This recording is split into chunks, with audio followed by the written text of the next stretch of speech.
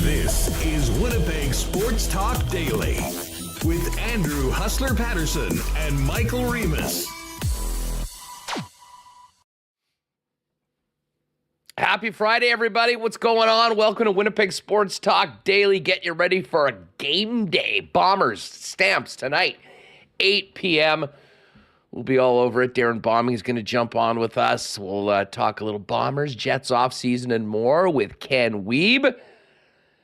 And then the latest from the NFL notebook of the one and only Lee Hacksaw Hamilton. And, of course, it's Friday. You know what that means. We will fire the marbles at the end of the show for your chance to win a Winnipeg Sports Talk hoodie, an exclusive WST hoodie from our friends over at Chipman Associates. Should be a great show. I'm looking forward to having all the fellas on. I'm looking forward to chopping it up with Michael Remis in just a moment. Big shout out to the sponsors that make this show happen each and every day. Of course, our friends at Coolbet Canada, Princess Auto, Modern Man Barbershop, Aquatech, Manitoba Battery and Canadian Club, Nick and Nicky DQ, F Apparel, Wallace and Wallace, and Vita Health Fresh Market, Consolidated Supply, Royal Sports, Boston Pizza, Little Brown Jug, Aikens Lake, Breezy Bend, Assiniboia Downs, and the Winnipeg Gold Eyes. Game day. Let's get after it. Michael Remis, what is up? What's up is I'm realizing, Huss, that after this weekend, there's 2 more weekends of summer left. I don't know how I'm feeling about it. Just like flew by. I guess I'm looking forward to NFL and hockey, but got to cherish what's left. We still got a week of holidays coming up. That'll be good. And then yes, right back at it, Labor Day weekend, Bombers Riders in Regina, Banjo Bowl the following weekend, and of course, NFL kickoff September 7th. Chiefs, Super Bowl champion Chiefs, taking on the upstart Detroit Lions, who have got a lot of buzz in the preseason.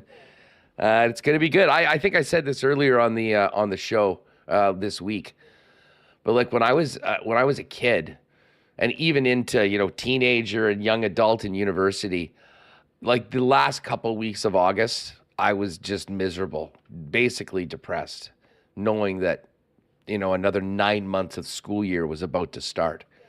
Now it's completely the opposite. I cannot wait till the end of the month to get in with the fantasy drafts. I can't wait for NFL to start. I can't wait for training camps to get going. And certainly doing what we do, Remis, the closer we get to September, the more legitimate Winnipeg Jets news we might have to sort of stoke the fires here on WST, because it has been a little quiet around here lately. We had a great show yesterday analyzing Mark Shafley's practice video wearing a Jets jersey in Toronto, thanks to Joe Pascucci. And then we spent an hour speculating about Jonathan Toews' cryptic message, only for the end of the show for him to post an additional message clarifying that he's sitting out this season. So all the talk we had about, what does this mean? He's saying goodbye to Chicago. I thought he already said goodbye to Chicago. Is he going to sign with another team? Is he going to take a year off? And yes, he is taking a year off. So all the speculation about where he would be a fit, I don't know. I was some good discussion. I think when he decides to come back, we can just replay the discussion we had yesterday. We'll just replay it. In the can, ready to go for it at some point in the future. Just quickly on Toews, just to wrap that. I mean, he is 35 years old. I guess if he takes a year off and is in great health at 36, he's still a player that would be in demand. You do wonder what a full year away, although frankly, he already had a full year away, taking off, what was it, the 2021 season? So listen, he of course, people pay, listen, the guy's one of the greats of this generation in the National Hockey League, first and foremost, but I think he's a little bit more newsworthy and noteworthy here in the Peg with it being his hometown. I know there's many Jet fans over the years since the team, reemerged in 2011 that have dreamed about having a Jonathan Toews plate. Is he the same player that he was when he was winning the Cups? Probably not. Is he a guy that can still help you win hockey games? Absolutely. And considering where the Jets are at their center position, obviously those sort of conversations are going to come up. But needless to say, Jets or any other team right now, based on what we learned yesterday, not in the mix for Jonathan Toews, who's taken some time away to continue to get healthy after obviously some really serious long COVID problems that have kind of haunted him for the better part of the last 3 years. Yeah, and I enjoyed the outside speculation, like maybe he signs with some team like for the playoff push at the trade deadline, because I don't think it said in his second post that like he was gonna sit the whole season. It just said he was going to take time away from the game again this season. So there wasn't any like definitive things, and didn't say if he was going to be working out, ready to return, but he just said that's from before. So he wants to give himself time and space to fully heal and enjoy life to the fullest. So we'll see what happens. Maybe we'll have an update. Maybe I'm just being optimistic because we want to have some more speculation on the show, because that's what we do best. But honestly, you just wish him a full recovery, and he is able to enjoy life to the fullest once again. And that's exactly. Really the most important thing. I mean, listen, there's nothing that Jonathan Toews hasn't achieved. He's the triple gold winner. He's got his cup rings. He's going to have a statue in Chicago. He is an NHL legend, and certainly, in all likelihood, going straight to the Hall of Fame at some point. So if he wants to and can, he will play. It just doesn't sound like the time is now for that to happen. And if he did ever come back, I would be shocked if the Winnipeg Jets didn't have some interest in him. But as I say, that's probably a conversation for another time. We'll touch on that with Wiebe later on when he comes in, as well as some of the stories around the Winnipeg Jets heading into training camp. Find out, do you find it weird that there's been absolutely nothing on the Stanley and Chisholm contracts? I do somewhat wonder where those are at. Now, Chisholm, I mean, when you haven't really played in the National Hockey League, much like Gabriel Balharry told us yesterday, I mean, there's not a lot of negotiation. Usually it's here's the contract and sign it. I am intrigued, though, by the Logan Stanley situation. And I mean, what could be happening is, we all do know that Logan Stanley, wanted to trade at some point or express the interest in moving on to a place where he could have an opportunity to play. Maybe the Winnipeg Jets are still trying to, find proper return for Logan Stanley and move him on and let the new team handle the contract with Logan Stanley as opposed to here. That certainly is going to be something that we'll be watching heading into the next 3 weeks. Yeah, Logan Stanley contract watch, and I agree. The Chisholm one's kind of puzzling. I agree with you. He doesn't really have a lot of leverage. Hasn't played much in the NHL. It's kind of like, here's your contract.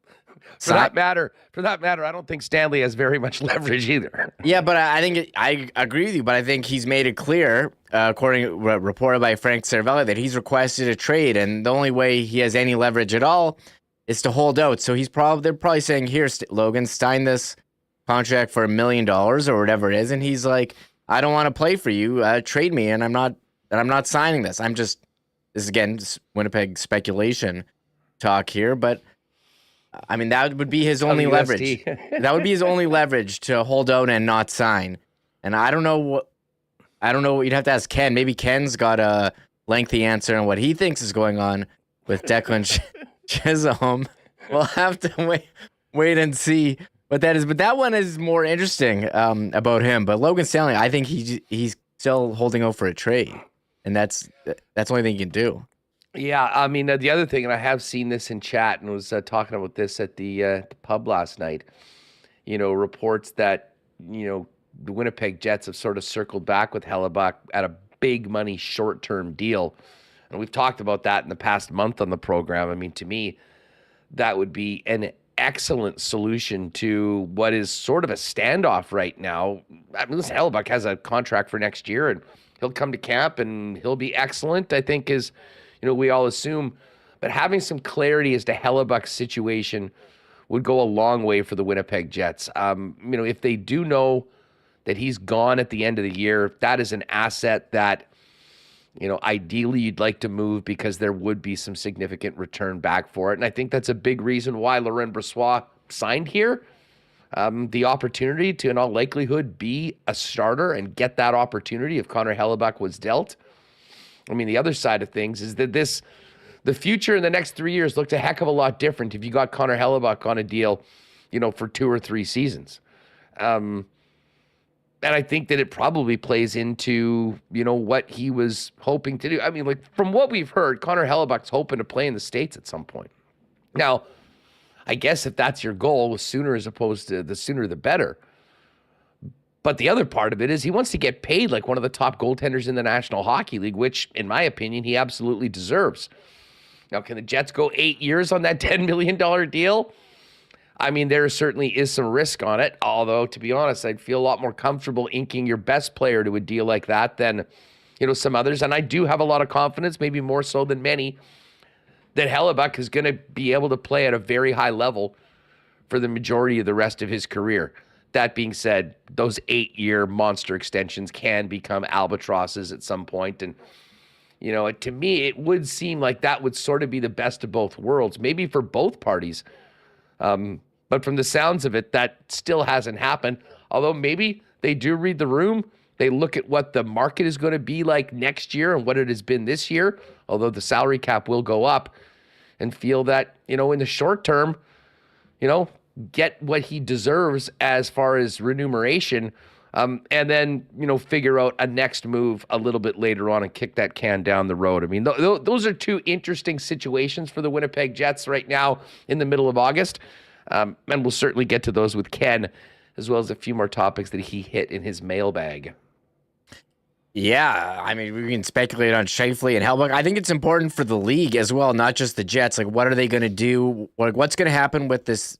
First of all, 2 30-year-old players, and one of them is a goalie. And we're seeing teams not wanting to give 30-plus players big long-term deals for big money. And I think teams are saying, hey, like, why should we spend $10 million on one goalie when maybe you can get a couple players for that and you can find a cheaper goalie? So we'll see what happens with them. But those are the big Jets offseason topics. There's one other offseason topic I wanted to bring up. Mike McIntyre sat down with Cole Perfetti for an interview. He's working hard, trying to be back, trying to be healthy this season. And I think if he plays like a full 82, he can be what we were saying yesterday, like 60-point guy. But I think for him, staying healthy has been a bit of a problem. He was injured, twice last year? If Perfetti plays 82 and is playing in the top 6 with the amount of opportunity he's going to get, especially with Pierre-Luc Dubois leaving, if he can fit into that center position, I mean, I think 60 points, I think that might be conservative. But the bottom line is durability. I mean, you can't help the club from the tub. And if you're not able to get out there with the fellas, obviously it's someone else getting in there and someone else that's not as talented as Cole Perfetti. This is a huge season for him. I really do think. I mean, not only to set him up for a future contract, but also to prove to the Winnipeg Jets that obviously they spent a lot of draft capital on him to get him with the high pick in the first round. I mean, this is the time for him to show that he is that guy that can do it and hopefully be durable enough to play the majority of the season. I mean, you can't fault a guy for getting hurt. But I mean, it does come into decision making, when you're deciding on, who's going to be playing, who you're investing in long term, and who you can count on. So yeah, big season for Cole Perfetti. You can read that piece with Mike McIntyre in the Winnipeg Free Press right now. Yeah, Mike McIntyre pointing out Perfetti changed his trainer, going with Matt Nickel out of Toronto. Perfetti saying he's a big rehab guy. He's working with like 30 NHL guys. He's feeling good. He's ready to come back. And I was just looking at his numbers from last year.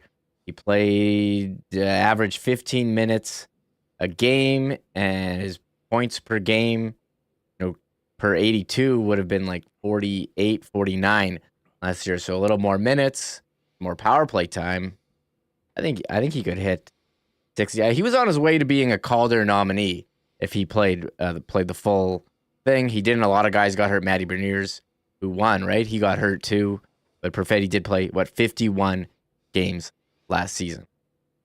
You know what? Let me put the why not question of the day out, and we can revisit this with Ken a little bit later on.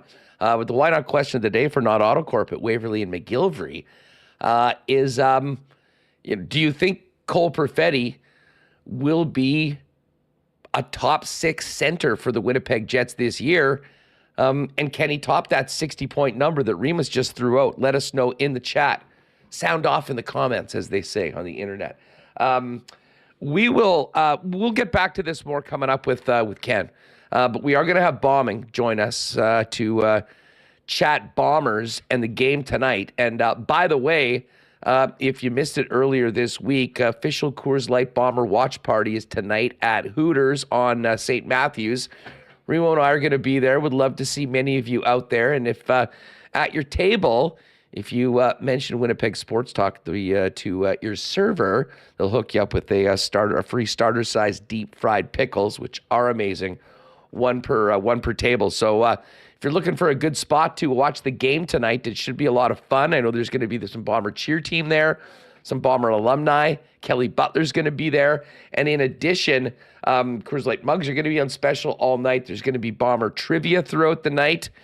And at the end of every quarter, there's going to be a draw for a Bomber prize pack that includes tickets and Bomber swag. So it should be great. I know the Bombers have done this in a number of spots, both in the city and outside the city. I think they were at Boston Pizza in Morden last week or for the last road game. But tonight, Hooters on St. Matthews should be a great time. All WSTers are welcome. Man, what's Kelly Butler up to these days? That's awesome. Yeah, we'll chop it up with him. I mean, he's a very interesting dude. Always love talking to Kelly. And I saw him at a game maybe a month ago. And he's done a lot of things. He's done some media stuff. I believe he was pretty involved in foster care. So anyways, we'll chop it up with Kelly and any other Bomber alumni are there, the cheerleaders, and hopefully a whole bunch of the gang at WST coming up. And I'd say try and get there by about 7:30 because I do think that these events traditionally are well attended, and you'll want to get a good spot for the game and make sure you stake out your spot for tonight over at Hooters. Speaking of the CFL, the Elks are off the schneid. And to be honest, so was the Lock Shop. Had a tough week last week picking CFL, but hit the point spread and took Edmonton on the money line last night, Remo. And man, we had to wait it out. Another long, drawn-out CFL weather delay. But credit to the Elks. They got the job done. The defense held up against Hamilton and their third-string quarterback. But for Bomber fans, there was a lot of deja vu watching Mark Leggio have a very, very tough night at the office after a great start to his time as the Hamilton kicker. Yeah, Mark Leggio, he'd been great. You know, he started off one of the top kickers in the league, but the major flashbacks last night where he went 1 for 4, including that missed extra point. And the missed extra points for him with the Bombers always seemed to come back to haunt them. They try to make these comebacks like, oh, where's that 1 point that they could have had? So tough one for Hamilton. And look, so he missed 10 points. They lost by 14. And I thought they left 4 points on the table at the end of the second quarter when they could have had 9 seconds left on second down for a chance for a touchdown, but instead they opted to run the clock down and have Leggio kick a field goal. And a lot of fans were booing. And for me, that was kind of the end of the game. Well, it was the end of the first half before the long delay. Like, if your coach doesn't believe in you to take a shot there, why should you believe in yourself? I don't know. That seemed like a strange, ultra-conservative decision, especially when, I guess, Mark Leggio had been good coming into the year, but it seemed like an interesting decision, very conservative by Orlando Steinauer. Yeah, like the Ticats both of those teams are a mess. I mean, it was one of those games where somebody had to win, and I think Edmonton was so due, although I was DMing with Feinberg last night because we were both on the Elks. And he texted me during the break. He said, "Just watch this. This extended break is going to kill them. It's going to be a whole new way of blowing a game." We kind of chuckled about it. Obviously, that didn't happen. And listen, they played so many close games. They were going to win at some point, and this was a prime opportunity to do it. What's very interesting, though, Rima, they are able to beat Ottawa at home. And yes, I know they don't win at home. They haven't done it as the Elks. They haven't done it since 2019. All of a sudden, you got a 2-game win streak. You're just a game or two back of Calgary and Saskatchewan, depending on what happens this week. But you know that Edmonton's going to be pulling hard for the Bombers in BC this weekend in those matchups. And I mean, the CFL is nuts. It's a 9-team league. 6 teams make the playoffs. The Western Division, extraordinarily weak this year, with the exception of the 2 teams at the top. I will say this. It is too early to write off the Edmonton Elks, as insane as that sounds. And we'll find out what happens next week. But I got to give a shout-out to some of the fans in the Hammer. Now, I didn't see what the Box J boys were doing last night. But I couldn't believe, I mean, minute and a half left. There was still a bunch of fans there in the Hammer, in the stands.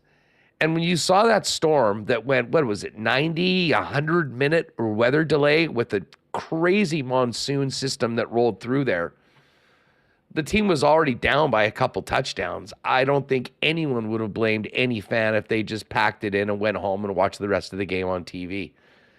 To sit through all of that, to watch your team struggle the way that they did, and then lose to an 0-9 team at home, that's some big-time hardcore support of the Ticats. And I got to give a shout-out to the fans that actually stayed till the end of the game, as miserable as the night was and as the turnout was for the Ticats.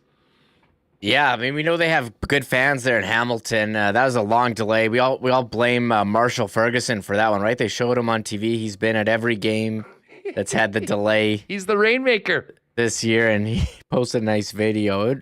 It was rough. So nice that they were able to get it in. I kind of agree. They are not out of it. Trey Ford has looked good in 2 starts, and they do have some weapons there. I think Kevin Brown was ready to break a long touchdown like almost every time. I had flashbacks from last week's run against the Bombers. Every time he went up the middle, he was gaining like 10 yards. He did average 5.6 yards per carry, 16 for 89. But they have some weapons on offense. Steven Dunbar and Ford seem to have a connection there. He caught 2 touchdowns, 93 yards. I was expected more from offseason free agent signing Geno Lewis last night. Everyone took him on DraftKings because he was coming back from injury. He only had 14 yards. But the one play, the big play that really was the turning point for the Elks was the fake or trick play from Cornelius to AC Leonard, the Unreal defensive play. lineman. And that catch that he made was incredible. And like, how many linemen line up in receiver? They kept talking about him all game, former receiver. And then I'm like, hey, the Bombers got to do this with Willie J. We got to see Willie J go deep. But then I'm like, well, what if he got hurt going for a touchdown? Like, they already have so many weapons at receiver. Maybe they don't need him, but that was, you don't see that too often. Then then he got a sack later in the game too. when the Bombers pull out the Willie J play against the Riders, like that's if it happens, that's when it's happening. It's either happening in the Banjo Bowl or the Labor Day Classic. If there's going to be a time where they're going to stick it to an opponent with a bit of a trick play to maybe rub a little bit of salt in those wounds, it's definitely coming up against the Saskatchewan. So pay attention to that. Willie's going to be in Osh and Buck Pierce's ear saying, "You see that play last night? Yeah. You see that?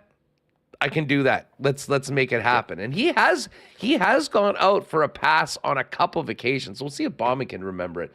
I'm looking at his stats on footballdb.com, my new favorite site, because they actually have CFL game logs. And so he caught 1 pass for 43 yards at Baylor in 2010. And he caught 5 passes for 100 yards at Baylor in 2009. So he's got 2 touchdowns receiving. That's in college. He's never caught a pass in the CFL or NFL, where he's played a couple games too. So I think it's time. We got to see some Willie J out there. How great, because they were saying Dwayne Ford and Rod Smith were saying that they'd like to see him. That he could be one of the few linemen who could go out and do that kind of play. Oh, Willie's a freak athlete. Our next guest will tell you that he's the best player in the CFL. And to be honest, I don't think I'm going to disagree. But as far as throwing the football tonight, it's Drew Brown time. The Bomber backup gets the start in Calgary. We'll kick that around with Darrin Bauming of Bonfire Sports in just a second. Hey, do want to give a big shout out and thanks to our friends at Modern Man Barbershops. Now with 8 locations in Winnipeg, including 2 new locations, one on Pembina Highway and the other on Plessis Road. Modern Man Barbershops offer a variety of grooming services, including great haircuts, beard shaping, shaves, color services, and more. An awesome selection of hair care products and more. You can book your look and make an appointment via modernmanbarber.com at the location most convenient for you. And follow them on Instagram at Modern Man Barbershops. Our friends at Aquatech finishing a big summer. We've been saying maybe 2023 is the year you take the plunge and design your own custom pool at aqua-tech.ca. And of course, whole home renos start with Aquatech as well. With thousands of renos as their foundation, Aquatech can upgrade any space in your home. With limited install dates left, visit Aquatech in-store or online to learn how they can make your in-ground or above-ground pool dreams a reality. More information's waiting for you at aqua-tech.ca. Of course, we've got another great weekend coming up. It's going to actually heat up today into tomorrow. Do you have your batteries for all that summer fun you and your family are going to be doing on the weekend? Whether you need a boat battery, something for an ATV, a camper, a lawn tractor, literally everything under the sun when it comes to batteries, Donnie and the gang at Manitoba Battery have you covered at the best prices in town. Don't waste your time at the big box stores, parking at Costco, or waiting in line at Canadian Tire. Save money and save time because Manitoba Battery will deliver it to you for free anywhere inside the perimeter with any purchase over $60. It's that easy. ManitobaBattery.com is where you can find out everything that they've got waiting for you. Give them a call, or you can always pop by and see Donnie and his great staff at Manitoba Battery at 1026 Logan Avenue. And hey, if you're thinking about some great maybe stock for the cooler this weekend, you're hitting your local beer store, make sure to check out Canadian Club and Ginger Ale. Of course, it's been a hugely popular drink at Bomber games, as Canadian Club is the official spirit of the Winnipeg Blue Bombers. But right now, with people having a tough time getting into the liquor store, CC and Ginger Ale, pre-mixed cocktails, 473 milliliter cans, and in 6-packs, waiting for you at your local beer store as well. And of course, if you can get into it, LC, the great taste of Canada's favorite Canadian whiskey, Canadian Club, will be waiting for you there as well. All right, Drew Brown time tonight. Bombers, 4.5-point favorites heading into Calgary. Let's welcome in the host of Bonfire Sports, Bonfire Game Day, and of course, post-game coverage tonight after the game, Darrin Bauming. DB, what is up, my man? I'm hot, Hustler. I'm warm. How are you feeling? I'm feeling good. I'm really looking forward to this game tonight. The Bombers Calgary games have traditionally always been really good. But I'm really interested to see how this offense looks with Drew Brown in it after a full week of practice. Especially considering what we saw last week. I think the way that he played last week has really raised expectations for him, and justifiably so when you play the way that he did. That being said, they're moving up a weight class, from a previously winless Elks team before last night to take on Calgary, though Calgary has been struggling uncharacteristically as opposed to the standard that they've sort of set for a long time in Southern Alberta. Yeah, I'm celebrating for the Elks today. See, I'm in front of my colorful yes, repping for a very long-suffering fan base. But good on them to get the win, and it really makes you wonder about the Ticats. But yeah, it is a weight class up for the Blue Bombers in facing Edmonton last week and now facing Calgary. But that said, the Stampeders have not been playing very good football, and in particularly offensively.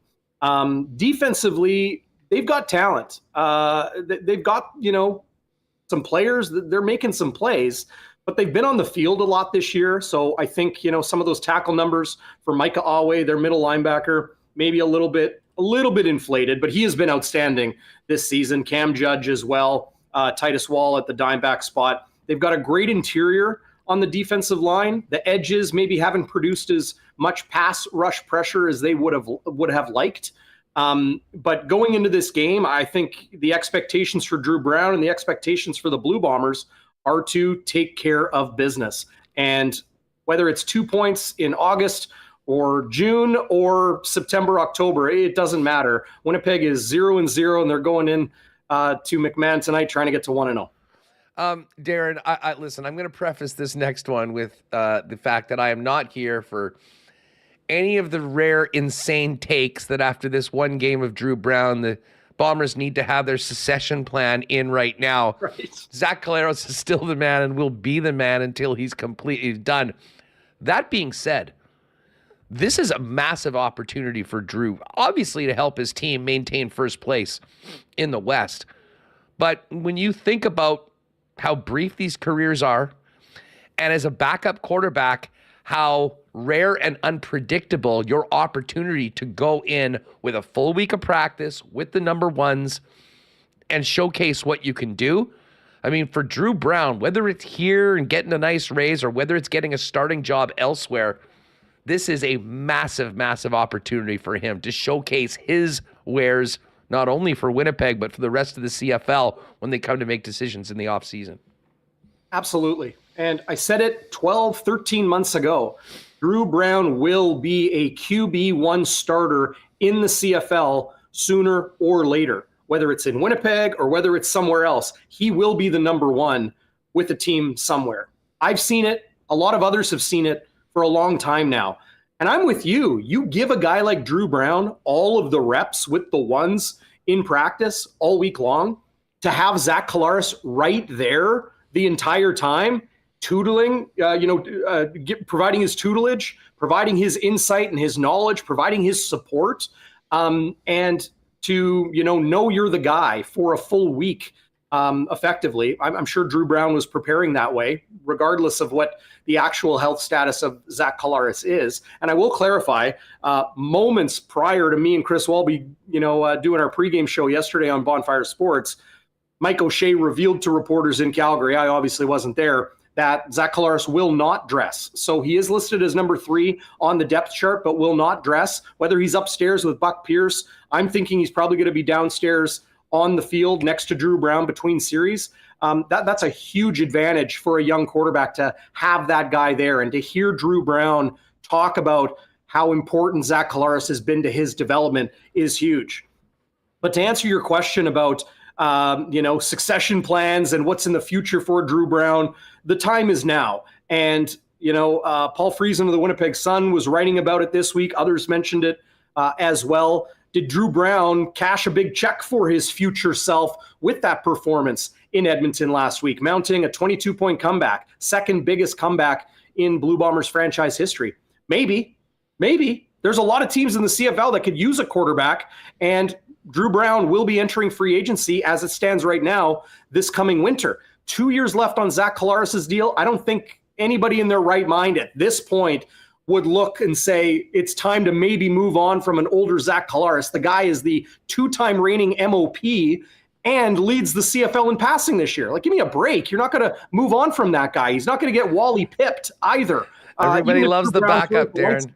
So, this season it's about getting Zach Collaros healthy again, going to try to win another Grey Cup. And for Drew Brown, we'll see what the offseason brings, but it could be a big paycheck in his future.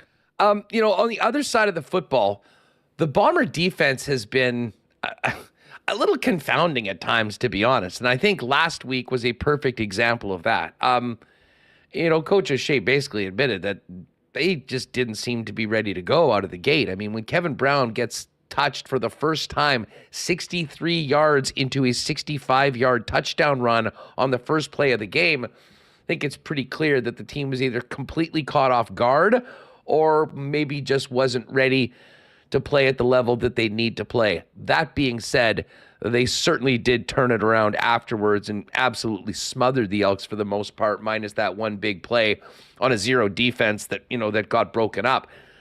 Calgary's a little different when it comes to what their offense is. early on this season, we saw Jake Maier airing it out all over the place, but unfortunately completing as many passes to the defense as he was his own receivers. They've really dialed that back now, and it seems like it's more of a shorter passing offense and, of course, a strong running game that they've had. What do you make of the challenges for the Bomber defense tonight going up against Calgary? And, what will they need to prepare for the most when it comes to what the Stamps are going to try to do when they have the football? I think there's two things. Number one, we know Calgary runs the football effectively. Kadeem Carey, Dedrick Mills, in a vacuum, you could say that's the 1-2 most talented tailbacks in the CFL today. Brady Oliveira is in that class as well, no doubt in my mind. But stopping the run game will be important. But it is the CFL. You do need to throw the football. And all the talk about establishing the run and all that sort of thing, you can't do just one or the other. You do need both to work. And for Calgary, the pass game has not been working. Whether it's pass protection, whether it's Jake Maier's ability to go downfield, whether it is play calling, whether it is all of those things kind of combined, receivers not getting open.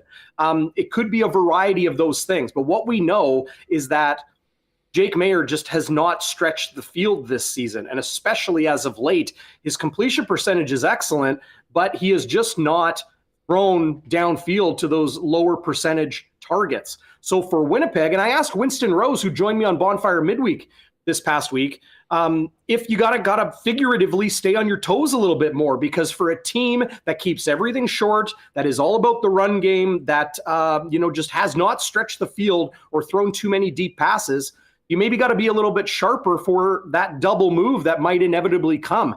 Edmonton did a great job both last week against Winnipeg and this past week in their win in Hamilton in coming out of the gates quickly and being aggressive. If Calgary does the same thing, that's the only way a team can hang with the Winnipeg Blue Bombers that is a subpar opponent. And Calgary is that. They need to score early. They need to be aggressive. They cannot be playing catch up against the Blue Bombers, whether it's Drew Brown or Zach Collaros or whoever. You have to get the lead early and try to hang on. Hey, Bauming, we haven't really talked much about the return game lately. What's the latest on Janarian Grant? Michael Shea just says he's putting in the work, and that's the reality of injury recovery here with Winnipeg and the Blue Bombers under head coach Michael Shea. We do not know. He's in the midst of a stint on the 6th game. Of course, he can come off early, but I think it would be another week at least before he can begin practicing. So, Janarian Grant is right there with Mario Alford and Chandler Worthy and some of the top returners in the CFL. But right now, I don't think Winnipeg is going to rush anybody back. They know when they need these guys healthy, and that's later in the year. I think they're going to get by with what they have.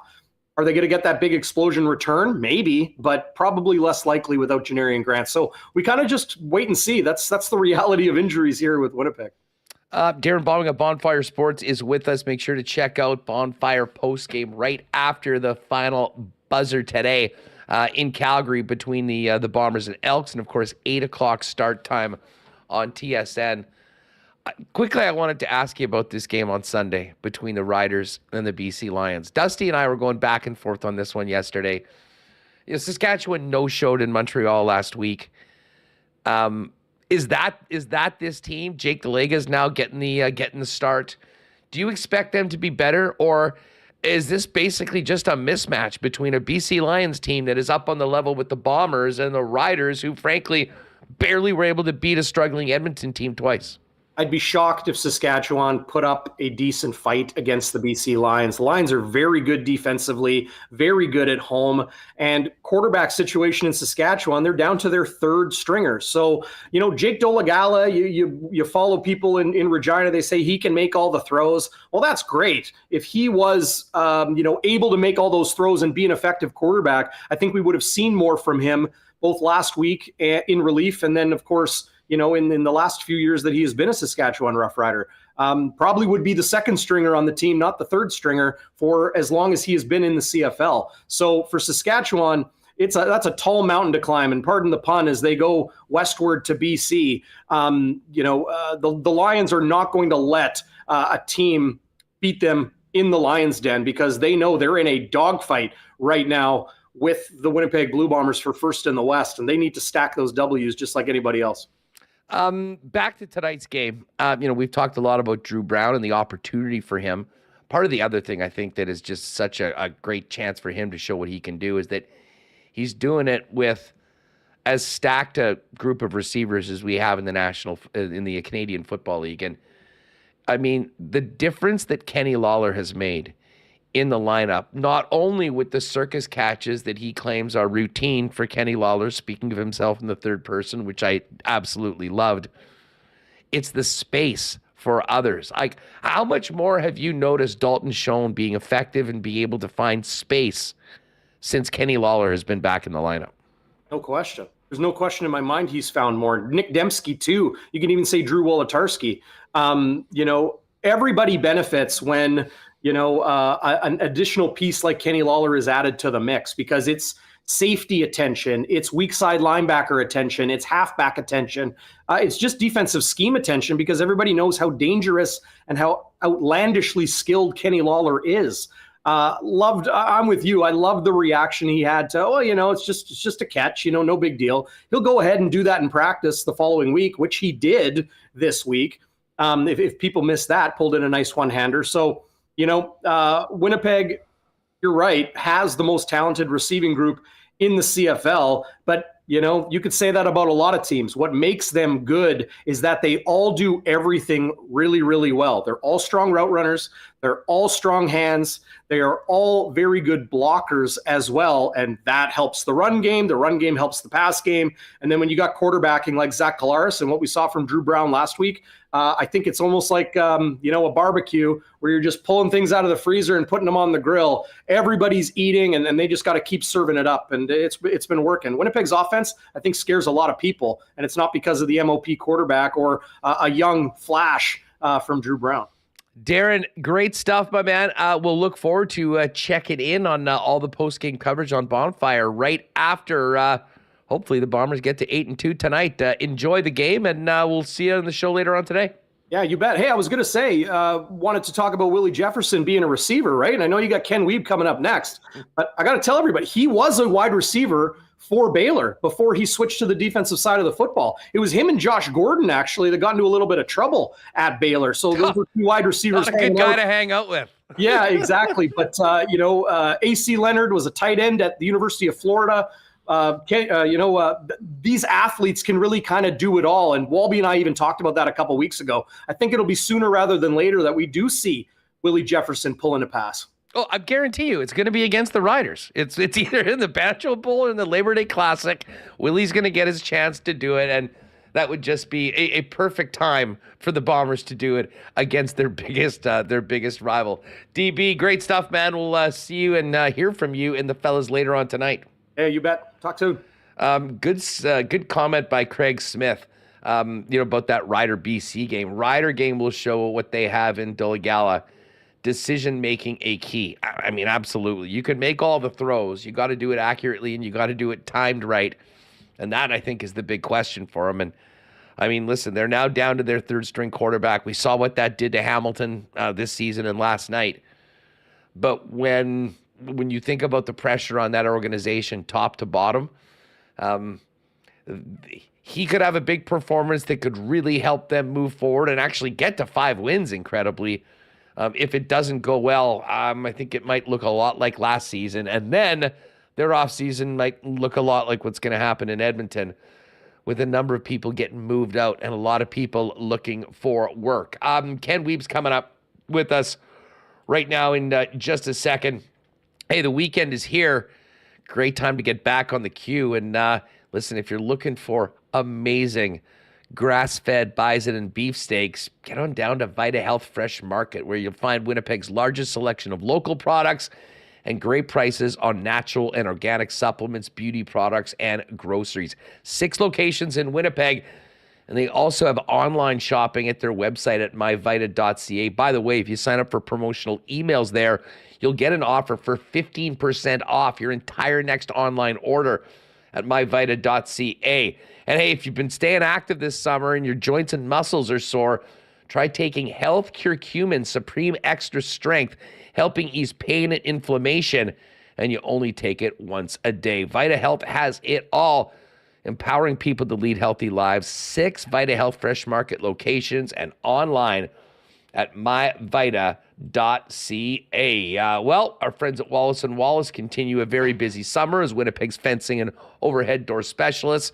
Not only fencing for your home or business, but temporary fencing as well. If you need something for a wedding, a job site, Wallace & Wallace are the go-to people. And of course, they can also help you build a dog run like you maybe saw Bark in the Park last week, which Wallace & Wallace was a part of down at the ballpark. 452-2700 is the number. They can help you with all your fencing needs. And of course, the largest selection of overhead doors in Winnipeg. Find out more online if you want to check them out at wallacefences.com and wallacedoors.com. You can always pop down to their showroom and check it out for yourself at Lawson Road on just off of Kenaston. Well, it's weekend time. We've got the long weekend coming up in a couple weeks, and then September, the game changes for many of you. How's your menswear looking? At the closet? Good? Well, if you need to up your clothing game, you got to get down to F Apparel. Custom suits beginning at $400, along with chinos, golf pants, custom shirts, both tucked and untucked styles, and an incredible selection of menswear accessories. And if you are in a wedding party or having a wedding, talk to Andrew and his great staff about a 15% discount when the wedding party gets suited up at F Apparel, and you can wear those great suits far beyond the big day as well. 190 Smith Street downtown. You can make an appointment or find out more online at that's EPHapparel.com. And hey, summer weekend in August, as long as you don't get blown down by the wind, might be a time to pop in with the fam to Nick and Nicky DQ, one of 4 locations in Winnipeg, for those great summer blizzard treats. My personal favorite, the Stack Burgers, and of course, Dilly Bars, Buster Bars, and more great ice cream novelties that you can take home. 4 locations: DQ Northgate, DQ Polo Park, DQ St. Anne's, and DQ Niverville. Pop by this weekend and tell them your boys at Winnipeg Sports Talk sent you. All right, let's get Wiebe in here. We've got lots to discuss. Ken Wiebe, Wiebe's World himself, fresh off a sizzling Jets off-season mailbag at Sportsnet.ca, joins us now. And from the looks of it, Ken, this has Tamarack training written all over it. What's going on? Yes, indeed. Huss, great to be with you. The training is in full effect. Practice round yesterday afternoon, another on the horizon at 4:40, 8 a.m. tea time off the 10th tee for the second annual Tamarack excursion. It's the 90th year of the tournament here at Clear Lake. And hey, explain this tournament, folks. There's a lot of people, and if you don't golf, I mean, this is a monster event every summer out in the western part of the province. I've never played in it, but many of our friends have. I had fun following you last in it. This is not just going out for a couple rounds. No, it's the perfect mix of competitiveness, but also festive fun and all of those great things. There are 2 qualifying rounds, Huss, on a Saturday and Sunday. You have men's, you have ladies, you have seniors, you have super seniors, you have the Cubs, you have a kids level over. Are you in the seniors or super seniors? Not in the seniors quite yet, Huss. Only 48, but probably won't be that far from now. But yeah, just a super fun event. And so after you get flighted after the first 2 rounds, and then you go into the match play portion of the event, which gets to be quite a scene. My best work last year, outside of reaching the 8th flight consolation final, was on the bag of Nolan Ritchie, who made it to the championship flight final before losing out to Jared Crane in a great battle. Phone calls coming in, Huss. Someone must not have known that we had the weekly hits scheduled, but we'll get back to them. But anyway, so it goes to match play, and then you're guaranteed 2 matches. Obviously A side, B side, consolation side, and then from there it's a single elimination special. It's great fun. There's a ton of people down here, lots of families, lots of friends, lots of people you've seen from around the province. Kevin Pratt, my college roommate and also the producer of the Jets on TSN broadcast, is up here. He has been he recently got in around with Kevin Sawyer and Dennis Bayak out west, and his game is in fine form. He's ready to roll. It's just a super fun time, and can't wait to get things rolling here. So Speaking of golf, just before we move on to more important topics, there was a very important anniversary this week, which we should recognize on the program. 6 years to the day of the most incredible feat that I will ever hear of anyone I know in my entire life. 2 holes in one in the same round at Glendale. Buddy.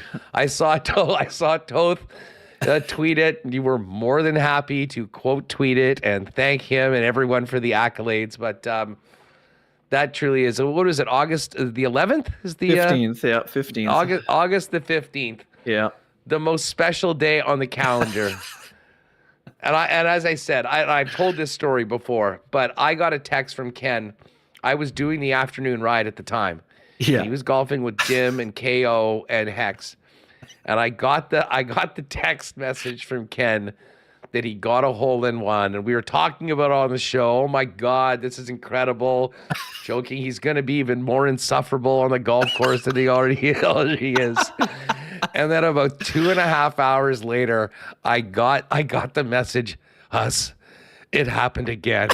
I'm not kidding. And I wish we still had the audio from how that sounded on the show, because it truly is the most incredible thing. And you know what? You deserve to get props every single August 15th for the rest of time because of that incredible feat.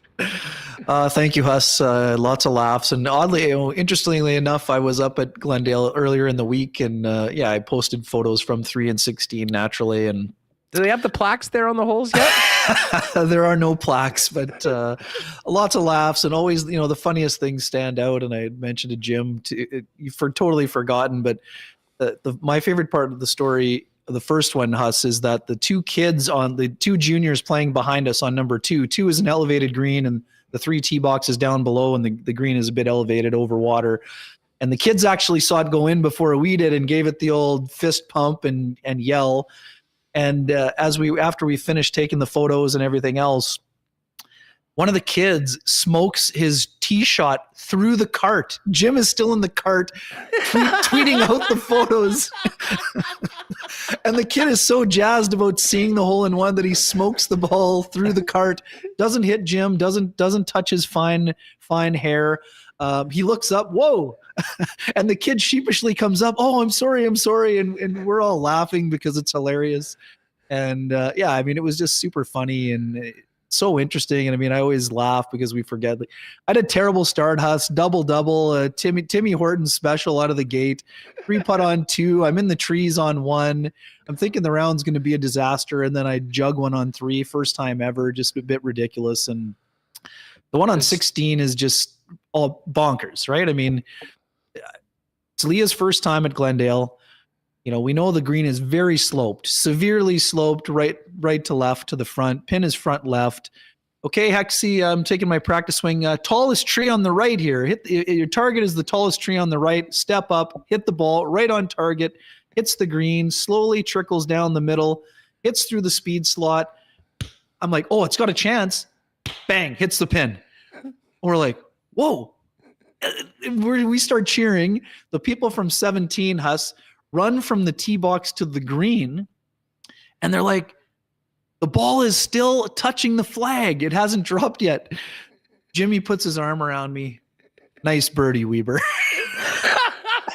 And a second after he says it, the ball drops. The people on the green start yelling and cheering, and then bedlam ensued, as you know. Bedlam ensued. And by the way, there still is a $10,000 reward for that first ball if you find it sometime at Glendale.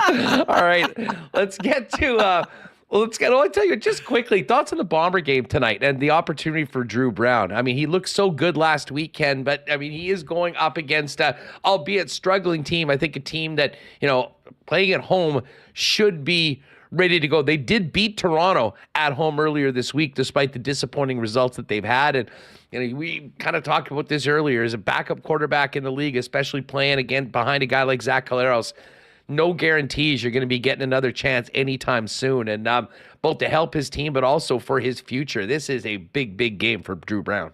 Yeah, no doubt. And he handled himself very well into those tough circumstances last week. I would expect more of the same this week. But yeah, as you mentioned, I mean, when there's more tape on a guy, you're going to prepare a little bit differently than when he comes in on the fly. I mean, the Bombers know that very well from Chad Kelly entering the game in the Grey Cup last November in Regina. So will the Stampeders be more prepared? Absolutely, yes. The biggest benefit to me, Huss, for the Bombers is that they have Brady Oliveira really rumbling, bumbling, stumbling out of the backfield and really doing a great job. The O-line seems to be getting into more of a cohesive situation here. So for me, I would expect Drew to play well again this week. Is he gonna get close to 400 passing yards? I mean, that would be a lot to ask for, but he was very good last week, over 300 passing yards. So could that happen again? Of course, we know the Bombers have explosive weapons in the receiving core and in the backfield with Oliveira.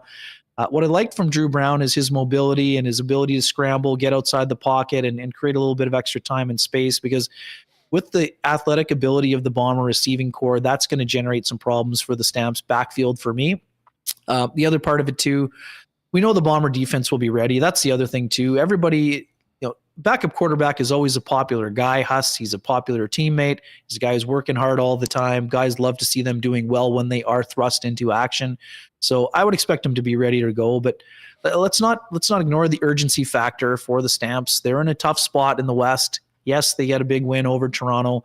Yes, they will be prepared. And historically, until recently, when the Bombers got to be a dominant team, McMahon was a little bit of a house of horrors for the Bombers for a long, long time. So I would expect Dave Dickinson to have his group ready, but the Bombers are really kind of cruising right now, and I think Drew Brown will play well here this week.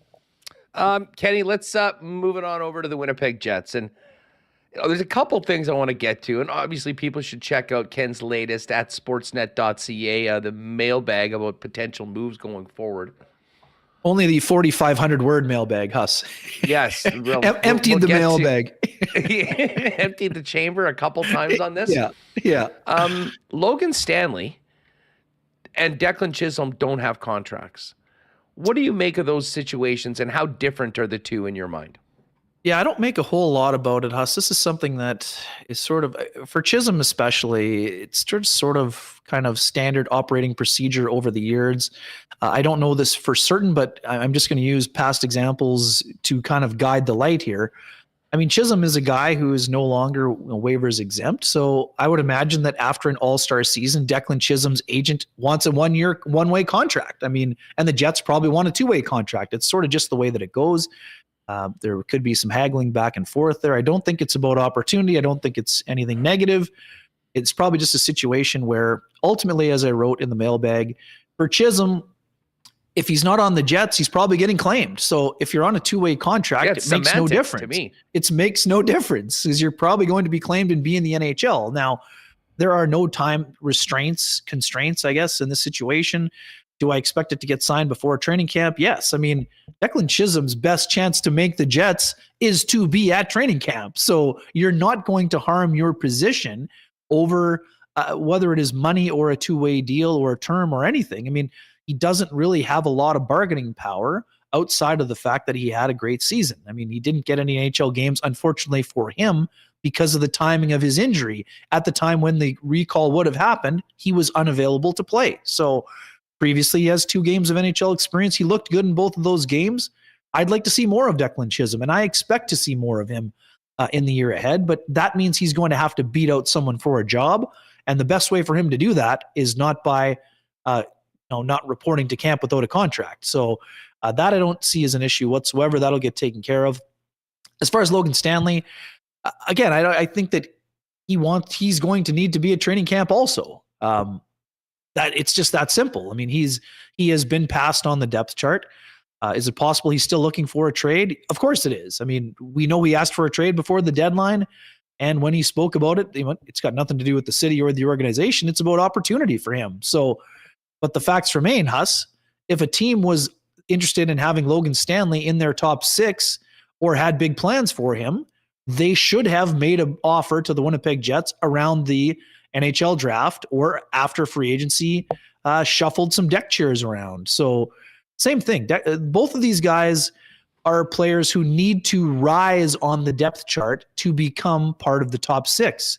So to me, I don't see a scenario where there is, I mean, I hate to use the word holdout because it's not really a holdout if you don't have a contract. So, but if you're not at camp, you can't make the team. And these guys aren't in a position like Jacob Trouba was, where he didn't sign until November and then he was immediately put in the lineup. If these guys have a month or whatever it is without playing, you're only hurting your chances of being an NHL player, whether that's with the Jets or a team that plans on trading for either one of them or is hoping to claim them on waivers if they ever get to that point.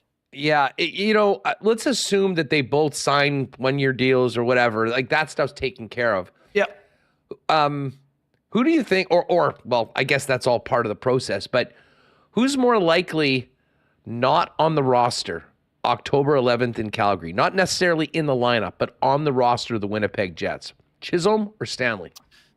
Yeah, Huss, I would say in terms of opportunity, Logan Stanley has previously had more opportunities, so it would be logical to choose him.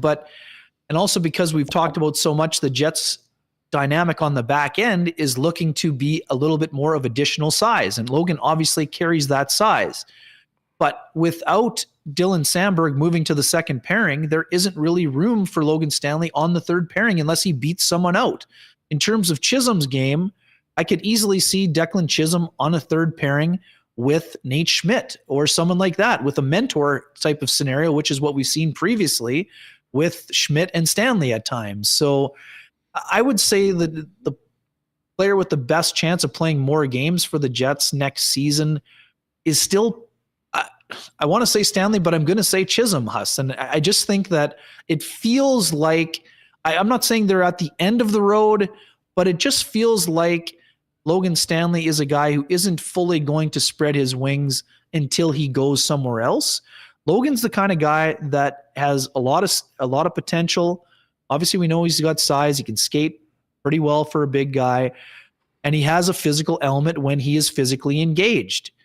But it just feels like either he feels the team is lacking confidence in him, or the team would like more out of him, or Logan doesn't see a path to a greater opportunity here with the Winnipeg Jets. Because Huss, I mean, this is a guy the Jets made a first-round pick. They protected him in the expansion draft. He was in the opening day lineup last year and given the first opportunity ahead of Dylan Samberg. So we know they value what he can bring to the table in terms of a skill set.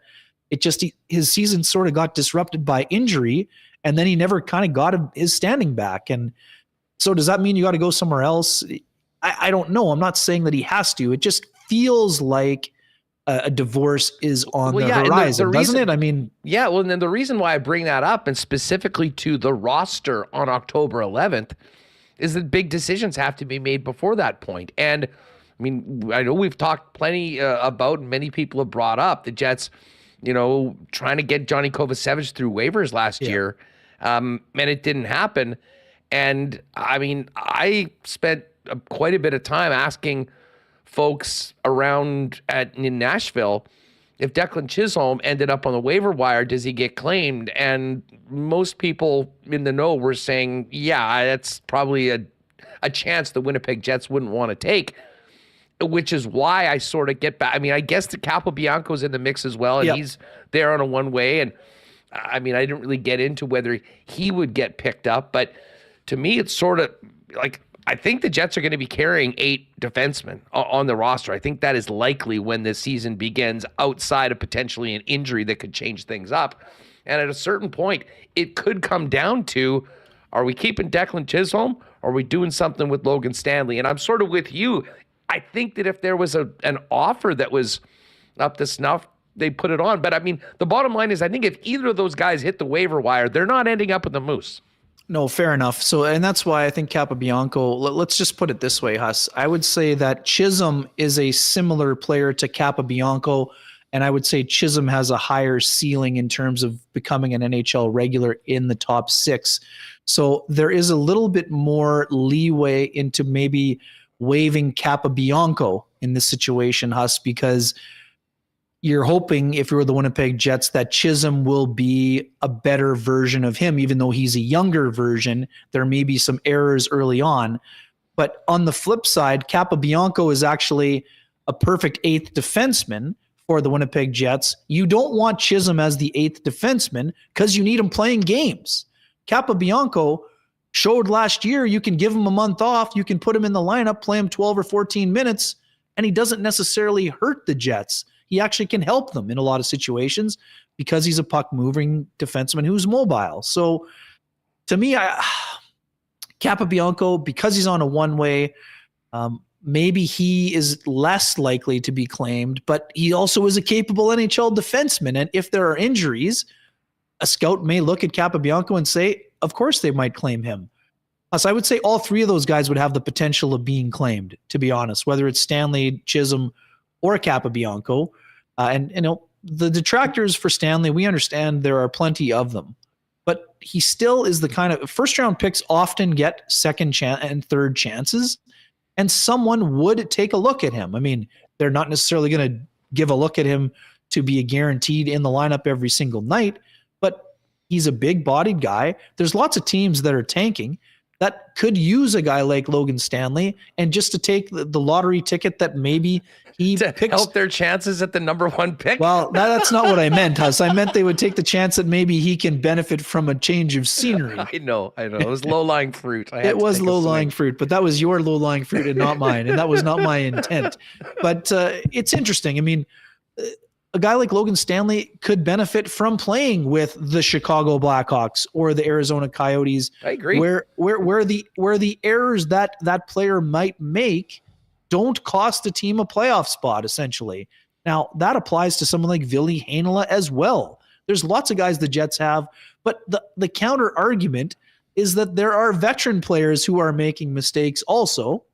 So you can't just assume it's better for the veteran to make the mistake than the younger player or the developing player who's trying to break through. So, hey, listen, you just mentioned Ville.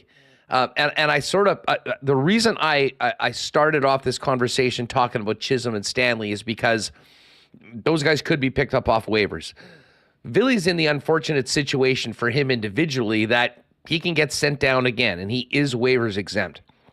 What would it take for Ville Heinola to never mind be in the lineup, but just be on the opening day roster for the Winnipeg Jets, even if it's the same 6 guys that are starting that they finished the season with? Is that even realistic, barring a significant deal? Yeah, it's simple, Huss. Ville Heinola has to be on the third pairing in order for him to be on the opening day roster. Otherwise, the easy play is to send him to the Manitoba Moose. But I think that Ville Heinola has a chance to make that kind of an impact. We know that the opportunities were not as plentiful as he would have liked last season. We know that there's plenty of value to Ville Heinola having played in the American League to this point. But the longer he spends in the AHL, the more time some of those bad habits creep into the game, and he can cheat at that level because he's that talented, Huss. For him to become an NHL regular, he needs to defend better. But it's hard. He needs to be defending against NHL players in order to defend better against NHL players. So without having the opportunity, it's tough to change that part of the equation. So I do think that Heinola is very much in competition. Same with Chisholm. I think there is I'm not going to say one of them is guaranteed to be in the opening night lineup, but Huss, I would probably be more surprised than not if one of Heinola or Chisholm is not in the opening day lineup. And that leads to what you were talking about. That means there will have to be movement with one of the either expiring contracts or players who would have to be subjected to waivers. Ken, who? Okay, I mean, I don't know who. I'm here for this conversation. This is the problem. I'm here for either one of those guys. But if we're saying that, no, the who is who of the 6 incumbents, if you would like to, if you will, is out of the lineup if one of those guys are in. Yeah, no, I mean, it's most likely to be injury related, Huss, unless there is a late move involving a team that suffers an injury. I mean, this is always the time of year where it's super quiet, but there's almost always someone gets hurt before training camp, someone gets hurt on day 3 of training camp, and something strange occurs that all of a sudden the market kind of picks back up for defensemen. So let me put it this way. Who's number 6 on the Jets depth chart right now going into the season? Well, I mean, it's Is it probably Nate Nate. I mean, it's Nate. Nate Schmidt is probably number 6, but he also has the potential. I mean, we've talked about this a ton, Huss. The pairing that I liked a lot last year is Dylan and Schmidt. So whether you're calling that the second or the third pairing, I think that even some of the underlying numbers suggested that that was a pretty good pairing on a lot of nights. But that also means that, you know, Neil Pionk is playing with Dylan Samberg, which is a very real possibility. And then it doesn't even matter who's the second and who's the third pairing, because everyone, you can play all of those 3 pairings a nice amount so that you're not taxing Josh Morrissey to play 25, 26 minutes a night. Not that he can't, but because you want him over the long haul and you don't want him subjected to, you know, more hits and injury potential, that could easily be their top 6. But the safest way for one of those players to make the lineup is if one of the trades is made. And that's the part that it feels like Groundhog Day. We were having these same discussions last year, and the expectation was that someone was going to be moved already last year. But that is also a not so subtle reminder that Josh Morrissey's most capable partner or a comfortable partner has been Dylan DeMello, and that Brendan Dillon's value has been high enough to the Jets that they don't really care to replace him with a mobile puck mover, because they want the bite and the snarl that he has to his game, the veteran experience, the leadership, the penalty killing, all of those things. So if they value those things, why would they not value them now? They obviously do, or else they probably would have been moved already. For sure. And I think the real test is going to be how the team does this season, where they're at. Does Kevin Cheveldayoff and the Jets engage Dylan DeMello, Brendan Dillon in extension talks, or are they on expiring contracts getting closer to the deadline? And then at that point, are you willing, depending on where you are in the standings, are you willing to move off those players? And it's not a lot different than the conversations around a Hellebuck or a Scheifele if they're in that situation. Just maybe the stakes aren't quite as high as opposed to what would come back. Speaking of Hellebuck, just a quick one on those guys. Just Huss, I think that what you're onto something here, because I think that the Jets would like to extend all of Brendan Dillon, Dylan DeMello, and Nino Niederreiter. Of course, the stakes are not as high as a top-line center or a number 1 elite goalie, but those guys are all part of the leadership core. But the same conversations we're having now, the ages kick in on that, right? Those are all guys north of 30. So what's the term? What's the dollar value? How long are you going to commit to an extension? And as you mentioned, where do the Jets stand in the standings? Can they have another hot start like they did last year? Of course they can. They've even done it in years they've missed the playoffs. So that is what is the complicating force. And does a good start entice those players like DeMello, Dillon, and Niederreiter to be more likely to want to extend, right? If they're not off to a good start, then the chances of them being moved become higher. But I just don't, I see the Jets being a competitive team, Huss. Like, even look at some of the advanced models. Like, most people have the Jets as they could still be a bubble team, but they're definitely going to be in the mix for a wild card, and they could easily be in the mix first, second, or third in the Central Division if a few things fall their way. But having said all that, there's no guarantee. There's no model that is 100% accurate either. And ultimately, it's going to be how the unit meshes, and more about how the unit. I mean, we've been spending so much time talking about the pending UFAs for this year. I know you've talked with other guys about the pending UFAs for a year down the road from there. And that's where things get a little bit more interesting. And the other part of the equation, Huss, we've been talking a little bit about it. I mean, can you incorporate 4 young forwards at one time? Or do you have to spread that out over 2 years when we're talking about Lambert, Lucius, Barlow, and McGroarty, right?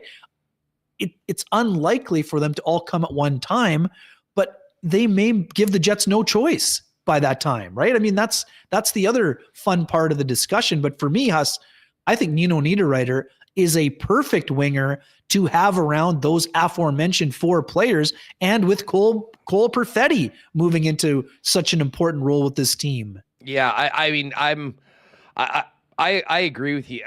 The one thing about Dylan, and listen, I think that as a character guy, he's exactly what they hoped for and more. He's one of the few guys that can really throw him and has some toughness that I think is definitely valued in the NHL and certainly by Rick Bowness and the organization. I do wonder, listen, I'm completely with you. If they could get him for another couple years, absolutely. He'll be 33 when this next deal comes in. Right. And you do wonder at what point, the law of diminishing returns kicks in. And then there's, of course, the other story with all of these veteran defensemen. If you make that move, what does that do to the pipeline of younger players Gavanka's already gone now. They had this great group of young defense prospects. At a certain point, these guys have to play. Now, none of them really fit into that Brendan Dillon mold, so maybe it's not a great comparison. But the decisions, I think, when it comes to he and Dylan DeMello, for that matter, are going to be both internally who can take their spot, and then, of course, what the cost and length of those deals is. Speaking of length of deals, you touched on this in your article. We have heard speculation that the Jets had sort of circled back with Connor Hellebuyck on a shorter 2-3 year deal at an 8-figure deal, shall we say, like a $10 million offer. Yep. What do you know about that? And I guess if you have any updates on Hellebuyck's situation in particular, because to me it's sort of very different than Mark Scheifele's, obviously with different positions, but his importance to this team is so great that it wouldn't surprise me if they're looking at some other ways of maybe at least kicking the can down the road and having him as the backbone of this team for the next few seasons if he's not in for a long-term extension. Yeah, I don't have any update on the status of negotiations or what's been offered, but I'm guessing just based on what we've discussed, if we've discussed it, you can imagine that the Jets have discussed the possibility. But I just think that Connor is in a position where I don't think he would want to accept anything less than, I would even hesitate to say 5 years. I think that he's in a position where it's got to be 6, 7, or 8 years if that's how he's feeling. And I know we've talked about, if you go to 3 years at 10 or 11 million, you're guaranteed 30 million coming out of a $37 million contract. There would be some appeal to that for sure, but now you're having a lot of money that you would have to potentially try to make up for down the road, say, whether it's 8, let's just say it's 9 times 5 versus 3 times 11. That you're trying to make up for a substantial portion of money in the later years of your 30s. So at this point, the problem, Huss, is that would be more appealing to the Jets than it would be to the player, even though he would be, setting himself up for life, of course. But for the player, there's less incentive for the player to sign a short-term deal, even with a motivated person like Hellebuyck. I do think that he's in the position where he's going to, unless the Jets make him a longer-term offer, if they haven't already, and they probably have, he's probably not going to accept anything less than probably 6 years. And he has earned the right to get to that point. And, seeing how, no matter how this year goes, Connor Hellebuyck is going to be in demand on the free agent market if he gets to free agency. So now you're, speaking of law of diminishing returns, if you're the Jets, you are trying to find a number that you are comfortable at in terms of longevity that helps you get through the short term, but that doesn't go too high that it doesn't crush you on the back end of the deal, right? We just talked about a legacy contract for Blake Wheeler, and he was only 36 at the end of that deal, right? So this would, a 7 or 8 year deal would take Hellebuyck to 38 and 39, and there just isn't a long history of elite net minding for goaltenders in their late 30s in the current generation. Somebody brought up Henrik Lundqvist to me. The King was great and is a Hall of Famer, but his goals against was above 3 in each of his last 2 years as a starter in his late 30s. So it would be a little bit of a dicey situation, but Hellebuyck is the one who holds all the cards here. If the Jets want to keep him and retain him, they probably will have to go an extra year, and they're probably going to have to go an extra $1 million on the AAV. These are just the facts of life. What's dicier, doing that? Well, sure. Or not having Connor Hellebuyck as your goaltender? Sure, Huss, and that's what we've discussed before. I mean, the Jets haven't really had average goaltending. They've had often below average goaltending or elite goaltending. So can you find someone to stabilize until Dom DiVincentis is ready or Thomas Milic continues his development? There's not really a bridge unless the Jets can convince Laurent Brossoit to be that bridge. If he plays well, depending on when or if Hellebuyck is moved, if Brossoit stays healthy, I mean, of course, if the Jets move Hellebuyck, they would look at signing Brossoit. But there again, now we're having the same discussion. Is it a 3-year deal or is it a 6-year deal, right? Or somewhere in between. So there's risk on all sides, and that is why it's been so complicated, and that's why it's taking so long. I understand everybody wants the resolution to have happened 2 months ago, but it's complicated for both sides, and without knowing for sure that the cap is going up, within 10 million over 3 years or whatever the speculation has been, it's a big time commitment to someone who has been one of the most important players to don the jersey since 2011. So that's why this is not a decision you can come to a conclusion easily. That's why it's taking so long. Yeah, and then obviously there's the what the player wants too. Of course. Does he want to head down there? I mean, look, they might be able to throw all the years and all the money they want at him, and if the decision has been made internally that he's looking to go somewhere else, that's not much the Winnipeg Jets can do other than proceed, right, knowing that he's gone at the end of the season and making the decisions that they make. And we've talked a lot about. I thought Avco made a good point on the X today. Yep.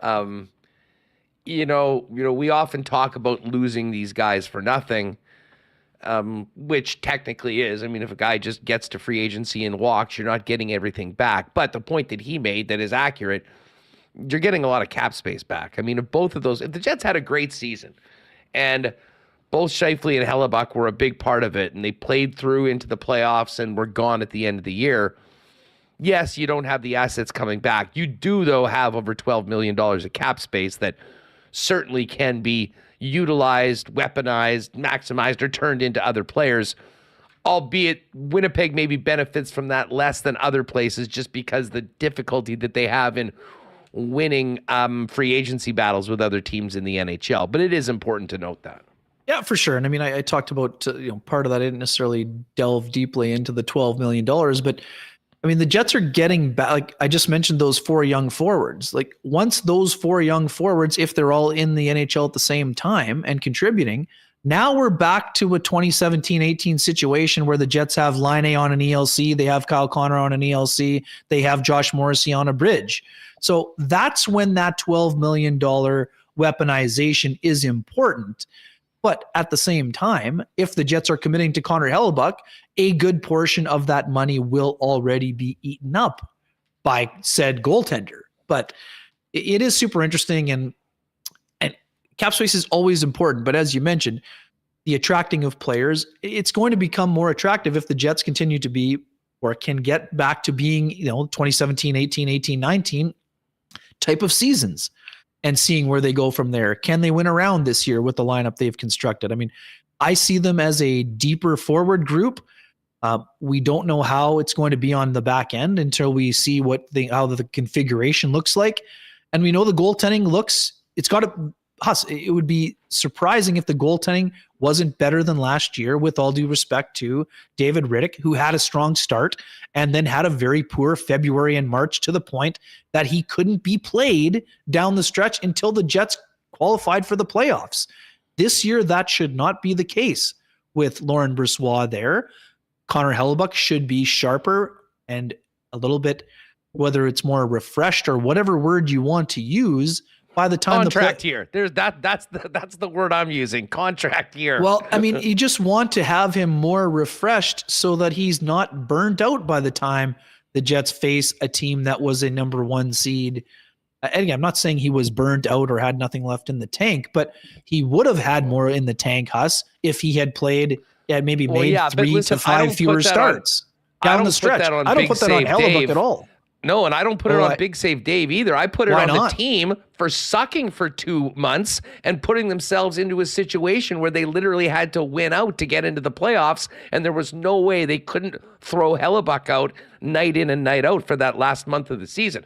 I mean, you can say, oh, Dave had one bad game or what. I mean, that was not on the backup goalie. That was on the team. That was on the team that was, that was regressing, shall we say, from what they did earlier on this season. Kenny, always a great chat. Good luck in the Tamarack. And I'm not blaming Big Dave. Sorry, I wasn't blaming Big Dave. Listen, I mean, he did put the Jets in a very tough position with soft goals being allowed. But he definitely that responsibility was spread throughout, for sure. And when he did, and I mean, listen, maybe if they had one win with one of his recent starts, sure. But I mean, let's face it, we all saw what happened to that team post All-Star break, and I mean, of the things that were happening to the team, the reasons for it, I would put Big Save Dave in the middle or toward the bottom of it. I mean, it was collective, and then they had to lean on Connor Hellebuck and, frankly, Adam Lowry in that last month of the season to pull them out of it. The guys did it. They made the playoffs, and unfortunately, it was a brief stint in the Stanley Cup playoffs. Good luck in the tourney, buddy. Well, hopefully you'll be tight. You'll be in a championship flight next week, and we'll have to be very creative with getting you on. But we'll talk to you then. Have a good time out there. Good stuff. There's Kenny. Yeah, thanks for having me, Huss, and have a good visit with Hacksaw here. Have a great weekend. You got it, buddy. Thanks so much. There's Ken getting ready for the big Tamarack. Yes, Hacksaw is next. And speaking of next, after tonight's game, the Bombers are back at home next Friday. It is the Princess Auto game, and Princess Auto invites you and Bomber fans to get out early before every game to the Princess Auto tailgate zone. 2 hours before every game, $5 beers, $3.50 poppin' hot dogs, great entertainment. And I have a feeling for their game sponsorship, there'll be some great swag to pick up as well. So get on out there. Princess Auto, proud sponsors of the Bombers, and the place where you'll find the best deals on the most unique assortment of tools and equipment around. Everything you need to complete the projects on your list or start something new is at Princess Auto. 2 Winnipeg locations, and you can shop online 24/7, 365 at princessauto.com. Heading into the weekend and the final stretch of summer, you still have a few projects you're looking at. Maybe you need to get on down to Consolidated Supply and help you with things like irrigation systems, artificial turf, and heck, if you got a need for a new or used golf cart, they've got those, as well as the exclusive club car dealer in Manitoba. They've also got other great options for your property. It might be time to check out now, including hot tubs and amazing outdoor kitchens. And of course, Consolidated Supply is your first choice for small engine parts and repair. Pop by and see Consolidated Supply at the showroom, open to the public at 1395 Niagara Road East, or find out more online at cte.ca. Got your Bomber gear for tonight and for next week in this playoff stretch? Well, when you're talking fan gear, whether it's Bombers, whether it's Jets, whether it's 32 NFL teams with the season right around the corner, you know where to go. It is Royal Sports, the unbeaten superstore for over 40 years, family-owned in Winnipeg. And of course, with hockey season right now getting going, Royal is the biggest hockey selection when it comes to skates, sticks, goalie equipment, you name it, Royal's got you covered. Not to mention a little bit of left of summer, soccer, baseball, tennis, disc golf, and of course a great selection of bikes. It's all there waiting for you at Royal Sports, 750 Pembina Highway. And give them a follow on Instagram at Royal Sports Pembina for the latest merchandise drops and sale, including their famous tent sale information coming up out of the summer. And hey, looking for a great spot for the game tonight? Watch the Blue Jays on the weekend and the rest of the CFL all season long. No better place to do that than Boston Pizza. Get together with the gang for the big game and enjoy ice-cold schooners, world-famous BP wings, gourmet pizzas, and the latest from the BP feature menu. Staying in tonight, you can always order online at bostonpizza.com. All right, NFL preseason continues, getting that much closer to NFL kickoff in 3 weeks, and Lee Hacksaw Hamilton joins us now. Hacksaw, how are you? Has it cooled down at all around you there in Southern California? These triple digits are freaking us out every time you come on. Oh, yeah. Reem, do we have Lee muted? Yeah, one sec. I got to refresh his microphone, and then we're good. Okay, perfect. There we go, Lee. What's going on? Does it cool down for you?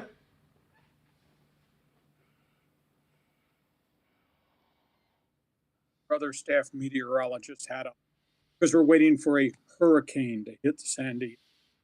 Can you believe A this? They're Pacific talking- hurricane? Yes, first time in 84 years. They think it'll be tropical storm Hillary by the time it hits us in San Diego sometime on Saturday night or early Sunday. But they're projecting 5 to 8 inches of rain. And maybe by the time it hits, the winds will be down to 65 miles per hour, 145 miles per hour right now off the west coast of Mexico. So, Hustler, this stuff never ends. Well, this is ridiculous. And you know what? I mean, listen, I mean, we've been talking to you about that situation down there. And I mean, here in Canada, out west, I mean, we've got some major issues going on as we speak. The full what's going on up in evacuation of Yellowknife, I agree with you. And obviously, we're all sitting here watching the horrors of Lahaina. And I've been in Lahaina a whole bunch of times, and I just ache and sad that historic former capital of Hawaii has been leveled by the fires. And it's just tragic. There's so many people, and you're stunned when we talk statistics all the time, Andrew. When they say there's 1,300 people still missing, unaccounted for, and everything's burned to the ground, obviously they're not going to be able to find people. They're not going to be able to identify people. It's just a horrible time in one of the beautiful pleasure spots in the globe. Well, and certainly here, I mean, with what's happened in Kelowna last night, and obviously our good friend Dennis Bayak is out there. I've got a couple friends I was checking out with that are currently evacuated and don't know whether their home is still there. And about half the NHL, it seems, basically spends their summers there. So it will be quite interesting. And, we just hope that, people's homes are saved and this doesn't get worse. But unfortunately, it might get worse before things get better. Moving over to the same thing up in Yellowknife, too. I Well, was just 15 minutes ago, was watching a live report from Yellowknife, and the mass evacuation of the whole place has become a ghost town because they've had to get everybody out. They only have one highway to get people out. It's kind of like what happened in Lahaina. Lee, as far as the NHL goes, or the National Football League goes, let's talk about a couple of signings that took a little while to make happen. What's behind Zeke Elliott going to the New England Patriots and the Jets taking a swing to support sophomore Breece Hall with Dalvin Cook, who had been out there as a free agent for the better part of this offseason since getting cut by the Vikes? Well, I think Zeke's going to be a perfect fit in New England, and I still think he's got gas left in the tank. Now, he's not going to play for $10.8 million, but after he shopped himself around and understood that he had to take a pay cut, he wound up in a place that really needed him. They want a heavy-duty running back, and Bill Belichick historically has gone into the marketplaces and rented guys for a year or two that were difference makers. So what you've got, instead of just a role player, because Belichick had a history of getting this guy who could do one thing, but he wasn't heavy duty. Well, he's gone out and he's got Ezekiel Elliott. And, he had 8 really great years at Dallas. Did have the knee injury last year. But what a compliment, because he will pound it. And they can throw to him out of the backfield, too. And they've still got these other dart and dash guys on the roster. So what a compliment to take some of the pressure and the workload off that young quarterback, Mac Jones. It brings him another thing in the X and O's playbook of the new offensive coordinator, Bill O'Brien. So I think this is going to be a really good rental. In terms of what's gone on in New York, you'd have to reel me back. I don't understand why Minnesota has done what Minnesota has done, just to kind of turn their roster upside down after a very good first season with that new coach, Kevin O'Connell. I mean, they have really divested themselves of a lot of people. And Dalvin Cook's a really good football player. Now, granted, he had a major shoulder injury, etc., and he was going to make big money, and he's not going to make that money after making all these visits. He winds up finally with the New York Jets. But from across your border, I don't understand what the Vikings are thinking by blowing so many guys out. They've exited an awful lot of people. In terms of him going to the Jets, hey, that's another piece of the equation. You got Aaron Rodgers to hand it to Dalvin Cook and Breece Hall. Hall, of course, is coming off the knee surgery. They got Alan Lazard at wide receiver. They actually got 3 young wide receivers to go with the ex-Packer. So now Rodgers has got guys to throw the ball to. I think the biggest question is who's going to block for him up front, because they still got guys that got injury and conditioning problems. If they can get them all back, then suddenly the Jets offense is going to be really good, because Robert Saleh, the coach, has got the defense play really hard. But they've been very inefficient offensively. So this whole thing now, I think, has a lot of the pieces in place if they can keep their tackles and guards on the field, and they were an absolute mess. I think they lost 4 offensive tackles, all 4, last season with significant injuries, and they don't have them all back yet. So fascinating to see what opening day looks like and if they can protect Rodgers so Rodgers can do what Rodgers does with Dalvin Cook as part of the equation, throw and run. Lee, we can sort of get to the latest quarterback news around the league, but I'm just seeing that earlier today, the Commanders have named Sam Howell their starting quarterback. I mean, listen, I'm a football nerd, fantasy. I wasn't that familiar with him. I guess he's a 5th rounder from last year. Is this a training camp surprise, or was this sort of the plan all along to give this young man the opportunity, which he apparently has taken? They've had a real mess at quarterback for maybe the last 3 years. They've had a mess a lot of places in the district as it relates to the Redskin hyphen Commanders franchise. But you spent the draft pick. They played Sam Howell right at the very end of last season when they gave up on Carson Wentz. They didn't even let him suit up at the end, and Wentz is unemployable right now. Nobody has signed him. Howell had a really good career for 2 years at North Carolina, and he's a chuck it down the field type guy. You know, lost in all the conversation about the garbage that the Washington franchise became under Daniel Snyder. They, under Ron Rivera, have really drafted well. You pull up a depth chart, their defensive front 7 is really good. Their defensive line, I think, is really good. They've just been very inefficient at quarterback, Hustler. So now it's Howell's opportunity to see.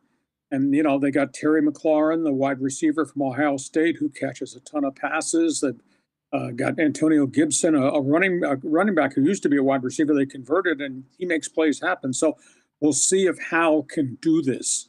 If he will be the starter, they just named him. And the backup is the insurance policy guy, Jacoby Brissett, who's adequate. But Rivera's got to find a quarterback because you got to have a quarterback in this league, and they've struggled. And, you know, you go back and look at Carson Wentz, and prior to that, the sadness and disaster that was Dwayne Haskins. And, you know, even beyond that, all the bad decisions they made in terms of acquisition. So it's Hal's job, and Hal brings with him a portfolio that says this kid played pretty well in the Atlantic Coast Conference at North Carolina. It's his turn. Any other QB news or injury news people should know heading into the weekend around the league? Well, you know, we got this weekend's preseason games, then we got one more, and that's it. And then everybody has a bye week, and everybody gets ready for the opening of the season right after Labor Day weekend. I guess what I find a little bit strange is I don't quite have an understanding what's the track line in San Francisco, because Brock Purdy has hardly practiced full-time at all. When I say full-time, that's taking 7-on-7s, that's 11-on-11s, that's throwing 50 times a day. He's coming off the elbow surgery. Now, they say he's been cleared, but he's not ready to play. So the Purdy situation is strange. Trey Lance started last week, was okay in stretches, 1 point completed 8 in a row. They're going to start the guy who came from Carolina, Sam Darnold. He'll be the starting quarterback this weekend. So I don't know by opening day whether Brock Purdy is ready to be the starter. They kind of indicate there's been no setbacks, but the rehab's gone longer. In Las Vegas, Jimmy Garoppolo passed his physical, but he hasn't played yet. He is practicing some, throwing a bunch of interceptions, trying to get used to things in the Josh McDaniel playbook. In Arizona, do you have any availability left? Any eligibility? Do you want to play? Cardinals have 4 quarterbacks and they don't have a starter. And it was supposed to be Colt McCoy, and he's not taken the variety of all the snaps with the number 1 unit. They're still looking and guessing. So there's no Kyler Murray sighting in terms of being able to play on the field. That might be 6 games into the season. Maybe it's going to be even longer than that as he recovers. Indianapolis last week, I made sure that I saw a chunk of the video on AR-15, Anthony Richardson. I mean, they started him, and he is going to be the starter now going forward. But, boy, he looked freaked out. He looked panicked. And, you know, we have all seen some of the stuff when he was at the University of Florida. Such a dynamic athlete. I mean, big and physical and run the pocket, move the pocket, make plays. But this past weekend in that first preseason game, he found out he's not playing against Southern Mississippi because that blitz, that pass rush was on him, and he was freaking out, and he was inaccurate, and he was overthrowing guys, and he was turning the ball over. You know, the learning curve has begun in Indianapolis for AR-15. And in Cleveland, this is a really interesting story. The Browns, of course, gave all that money coming off the suspension to Deshaun Watson. He's not played in any preseason game, will be the starter opening day. But they may have found something. This kid out of UCLA, who we've watched out here, was a 4-year starter, Dorian Thompson-Robinson. Andrew, this kid has come off the bench 3 straight preseason games, thrown for more than 100 yards, is not turning the sucker over, and is scrambling and running the football too. I always thought he was a really good quarterback. Did not know that maybe this would be a jump into the NFL, but it looks to him as if this stage is not too big. So it may well be Cleveland has kind of found something just by accident, because he was a much later round draft pick that hung around the board. Did a lot of things statistically at UCLA for Chip Kelly, but he's been impressive in 3 preseason games he's had to play so far. Lee, you mentioned UCLA, and I wanted to hit this before we go. And maybe you can speak to what Pete Carroll had to say about speaking of the demise, but I think a lot of people here that don't necessarily, we turn the games on and we say, oh, there's the SEC, there's the Big 12, it's all been changing. Like, what has happened to the Pac-12, and what does that mean for all of those schools in that conference going forward? Well, they're all gone. And I understand the Canadian fans probably don't really pay much attention to American college football, but the Pac-12 used to be the Pac-10. Before that, it was the Pac-8. Has been in business since 1915. And out of the clear blue sky in the middle of the night 2 years ago, USC and UCLA opted out to go across the country to join the Big Ten. This is the final year, 2024. They'll play out here in what was the Pac-12. Well, with only 10 teams left and having kind of lost the LA market, the value of the TV contract has gone down. Now, they still had the remaining 10 teams led by your guys up in the Northwest, Oregon, Washington, but they could not negotiate a big money TV deal equal to what the SEC or the Big 10 or the Big 12 has given its schools. And they finally came up with an Apple TV contract for streaming, but it only encompassed about $21 million the first year, while everybody else is getting 37 to 45 to 50 million per school in a TV package. And Oregon and Washington said, we're not signing that. We're not going to take that type of pay cut for 1 year, with the hope that in the second year, if your streaming numbers go up, the 21 million fee would go up. We're not going to do that. We're the Pac-10. We're the left. And then the whole thing fell apart, and the Big Ten jumped back in the middle of the night and snared Oregon. An hour later, Washington left. And when those two vacated, then the corner schools down here, Arizona State, Arizona, and Utah, got an offer from the Big 12, and they jumped. So as I sit here and talk to you today, there's 4 schools left in what was a heritage conference, the Conference of Champions. Cal Stanford, which have enormous money problems, Oregon State, Washington State, good programs, but very small budgets in out-of-the-place locations. They're in such huge trouble. And Pete Carroll and a wide number of people have gone off and have ripped the presidents, because the presidents call all the shots. They're the CEOs of the universities, not the athletic director, not the football coach. The presidents did all this and didn't communicate what they were doing in the middle of the night to the other presidents. And normally the strength of the conference is the president's council and how they share information, etc. And when USC and UCLA did this, the whole thing just erupted, and there's so much anger. And then suddenly, Oregon, Washington said, we're not taking a substandard deal from anybody. And then their presidents vacated. And what I gather is that some of the schools came back and in their in-house meeting said, we might stay if you give us a bigger share of the TV pie. Well, if you do that, then you screw Oregon State and Washington State and Cal, and it's just a mess. And Pete Carroll, just unbelievably critical, because he did so many great things at Southern Cal. Pete Carroll said there's no honesty in the Pac-12 conference. Everybody is for themselves. And now what was great is no longer great, and nobody knows what's going to happen to the 4 that are left behind. It's horrific. Lee, just one more thing on this, because again, we focus in on football. I mean, that's what we see. It's the big cash cow.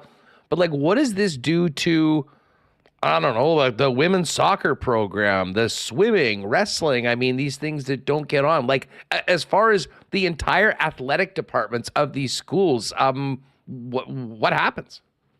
Well, the USC-UCLA deal to go to the Big Ten, That's just not football. That's basketball. That's every sport at Heritage Hall on the campus at USC. The travel is going to be ridiculous. Oh. Going cross country with your Olympic sports to play Rutgers? Are you kidding me? To go play, in these Big 12 venues that Arizona State are going to play? Because you're taking baseball and everything with you. I think it's ridiculous. Prime example, USC next year, when they go to the Big Ten, USC will travel 21,000 miles in 12 weeks just in football. 21,000 miles, because they go to the 5 Big Ten road trips, and then they get to host 4 Big Ten teams out here. Same thing for UCLA. I think the wear and tear on the athletes is going to be ridiculous. The missed class time is going to be ridiculous. And, what do you get? Do you really believe UCLA, Rutgers is going to be a bleeping great rivalry in the Big Ten? It's terrible. And the thing that I've been here a long time doing sports talk and all that. You hit the wrong button today because now you got me off preaching, and it's not Sunday. I apologize. I don't give you a sermon. The Pac-12, Pac-10 was all about history and legacy and rivalries, and USC and UCLA gave that up for a payday, so they could go play at Michigan State in November in the cold and have their basketball team have to go to New Jersey and play Rutgers, and then it cascaded. Now it's hit everybody else. It's so traumatic out here. I have not met, I know some pretty influential USC, UCLA fans and people. I've not met one that think this is really good for their athletes and good for their programs, even though it's a payday. And how do you turn your back on the legacy of what this conference was? I mean, it'd be like if you turned your back on the NHL and 5 franchises elected to form their own league. Maybe can you imagine the outcry of Montreal and Toronto and Vancouver, or the Canadian teams just elected to leave the NHL and play in a global league? My God, you shouldn't have brought that topic up. Maybe the Pac-12 can get the Saudi PIF involved. Maybe they can save the day or something. Hacksaw, busy weekend coming up. Fill people in on what you've got cooking on both on the pod and over at LeeHacksawHamilton.com. Well, I have a big website, LeeHacksawHamilton.com. You can subscribe to it so you get the alerts. I write on it every day, and we cover everything, including what's most important to you, religion, of hockey. And we do a ton of stuff there. I also have a huge podcast I do on Monday and Thursdays. You can go from the podcast right off the website to it. It's kind of structured a little bit like your package and a little bit differently too. But, sign up, subscribe. It's free. You'll like it. I'll guarantee if you read what I write, you'll be the 3rd smartest person on the Winnipeg Sports Talk podcast, aside from the Hustler and Hacksaw. The best. And by the way, Remis just mentioned you're taking over Instagram too. It's about time you started firing some heaters on the gram, Lee. Hey, what? And my producer, my co-host, I didn't know anything about the IT side. I know content and I create all the graphics. We started doing Instagram stuff.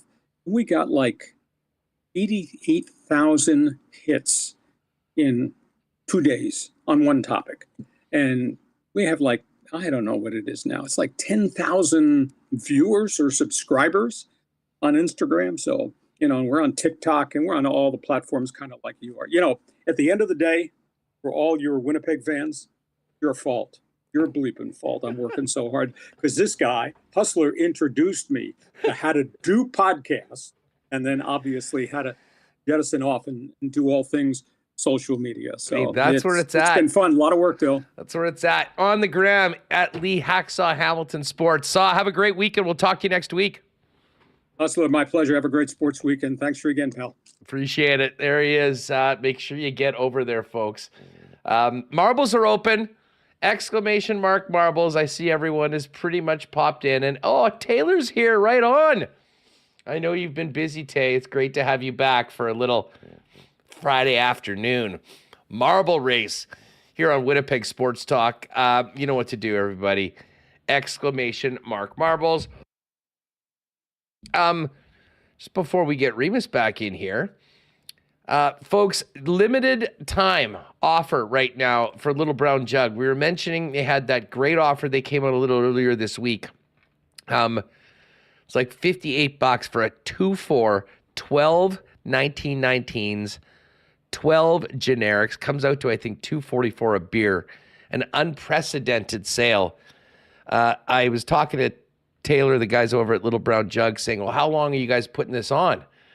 Well, they were planning on it for a couple weeks, but they sold so much, they weren't going to have enough beer to make it through. So I think they paused a lot of their other communications, but heads up, WSTers, you can get over, there's the bundle. And he did say you can get it over at Skip the Dishes as well, but Remis has it up on the screen. Go to littlebrownjug.ca for more on that.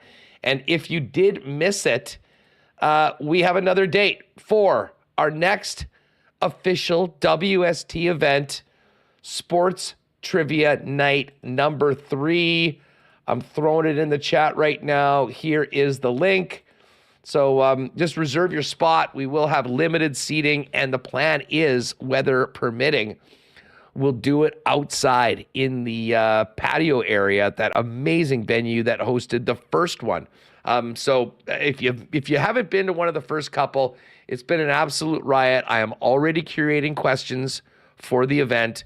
So grab your tickets, make sure you're there, and should be another great get-together just as training camp. And if you are listening to the podcast, well, you can go to the winnipegsportstalk.com. There's a link right there. And if you're kicking it afterwards, there's a link in the description of today's episode.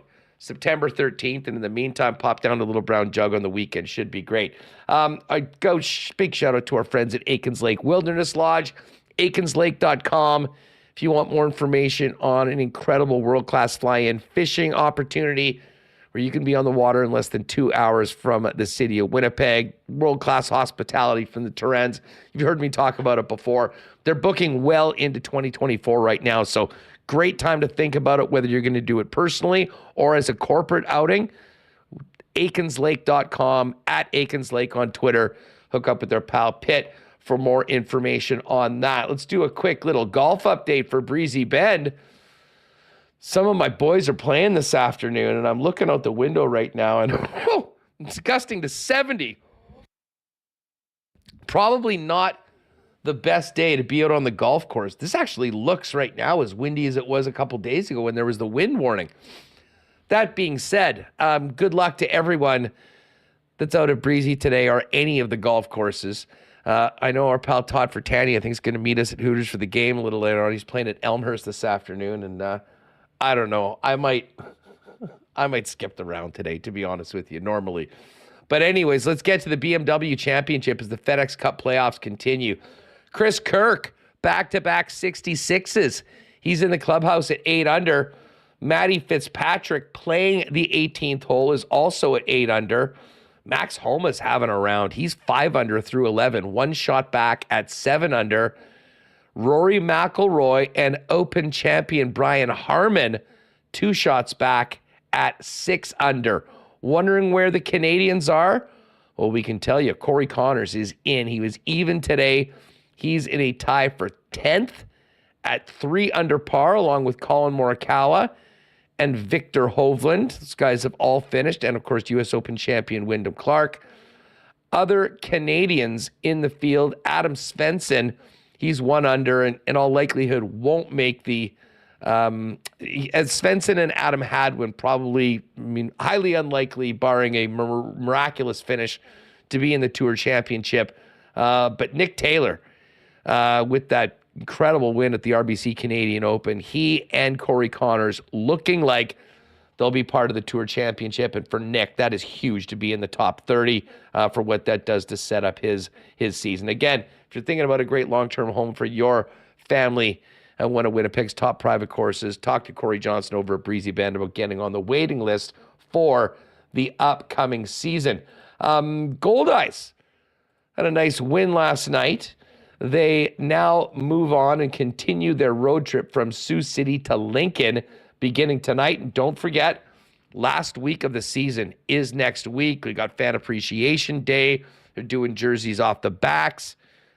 They've got the French night, I believe, is the Tuesday, dance party on Thursday, and then the final game of the year coming up on Sunday. So goldeyes.com, you can check out all the promos, get tickets for the week, and get in a game or two before the boys of summer are gone from downtown.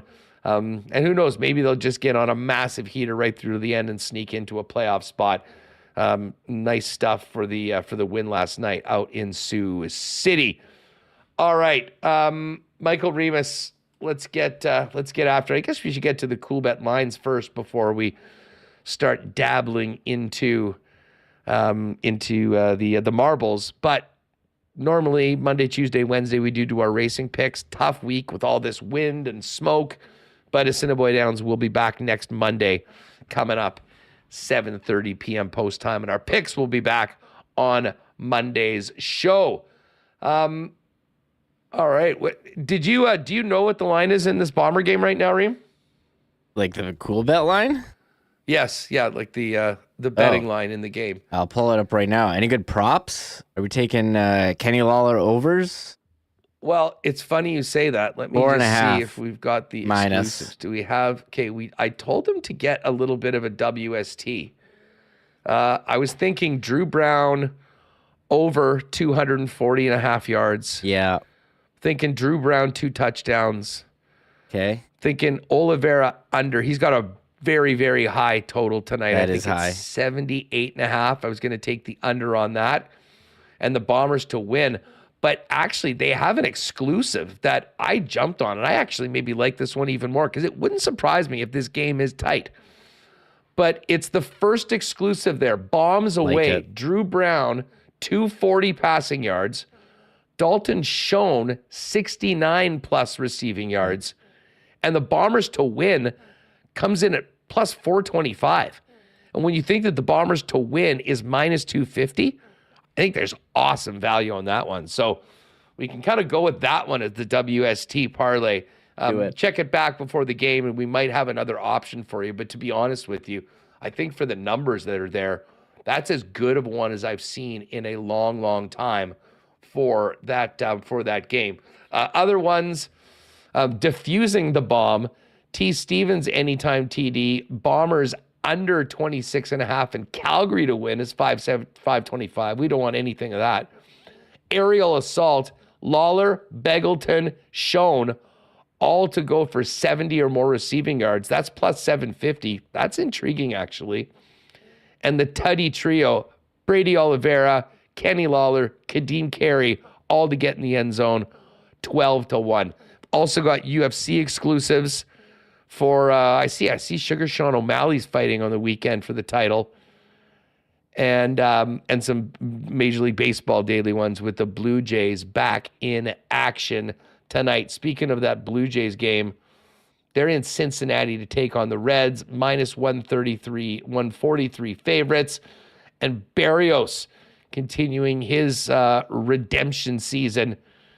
Some nice numbers, over under 6.5 strikeouts, 17.5 pitching outs, 5.5 hits, 2.5 earned runs. Those are your Berrios numbers. But as far as the CFL goes, we mentioned Bombers, 4.5-point favorites. Oh, and the Ottawa-Montreal line is actually down to 1.5 now in favor of Montreal. Oh, and the BC Lions have gone up to 10-point favorites. Double-digit favorites in Saskatchewan, Reem. Not a lot of faith in what's going on with the Riders, and everyone, I think, has been impressed with BC, with the exception of their most recent trip to Winnipeg, where they really got it handed to them to the tune of a 50-burger. Yeah, to be fair, though, Vernon Adams Jr. not in the line of that game. He is back now, so minus 10 in Saskatchewan. Not a good look for the Riders, and I agree with you. The West, Calgary, not great. Saskatchewan, not great. Could Edmonton, with Trey Ford at quarterback, make it interesting there for one of the final playoffs? But all you need is one. Maybe it'll snowball. So could get interesting. It would be wild. We asked the Coolbet guys to book Elks to make the playoffs 2 weeks ago. Off the and board. It was 25-1. And then they lost. It stayed on for another one. I'm sure they'll probably get back to the odds on when they'll finally win a home game. But those ones are off the board right now as the games for the weekend are in effect. Of course, get on over to Coolbet. Everything's there for you. UFC tomorrow. Actually, just speaking of UFC, I should check this out because is our guy Brad Katona fight? Look at this. Winnipeg's Brad Katona.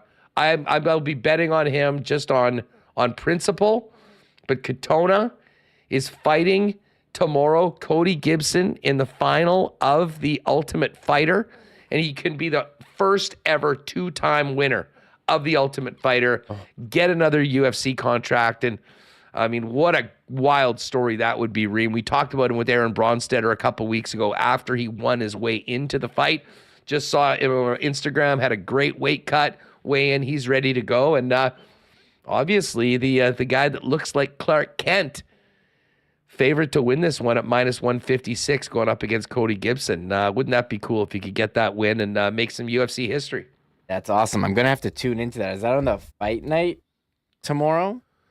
Well, it's the UFC, but I believe that is going to be sort of the main event of the prelims. Oh, yeah. It's the main. You're right. Or, yes, main event of the prelims starting at 7. So is that on TSN because it's prelims? Yes. Yeah, you'll be able to see the Katona fight on TSN as far as I know, and then the rest of the card is on pay-per-view if you choose to do it. Rough and Rowdies tonight too.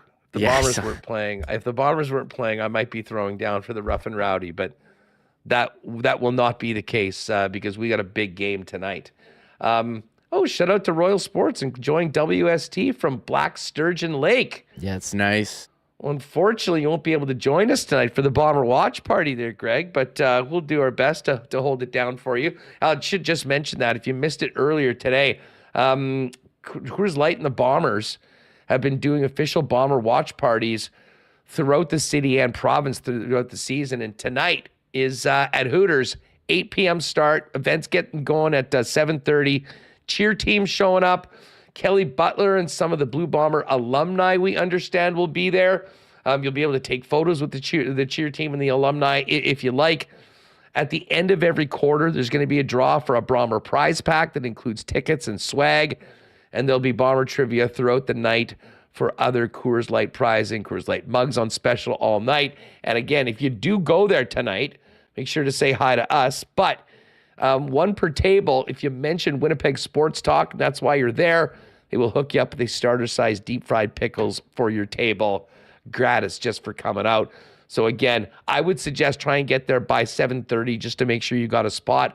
I've heard that these events have been quite popular as the Bombers continue to do them around the province.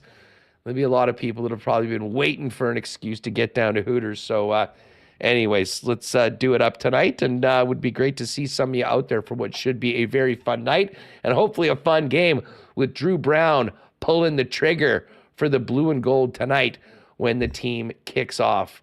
Oh, and of course, Valor 7. I mixed that up. I thought that was tomorrow. We could do both.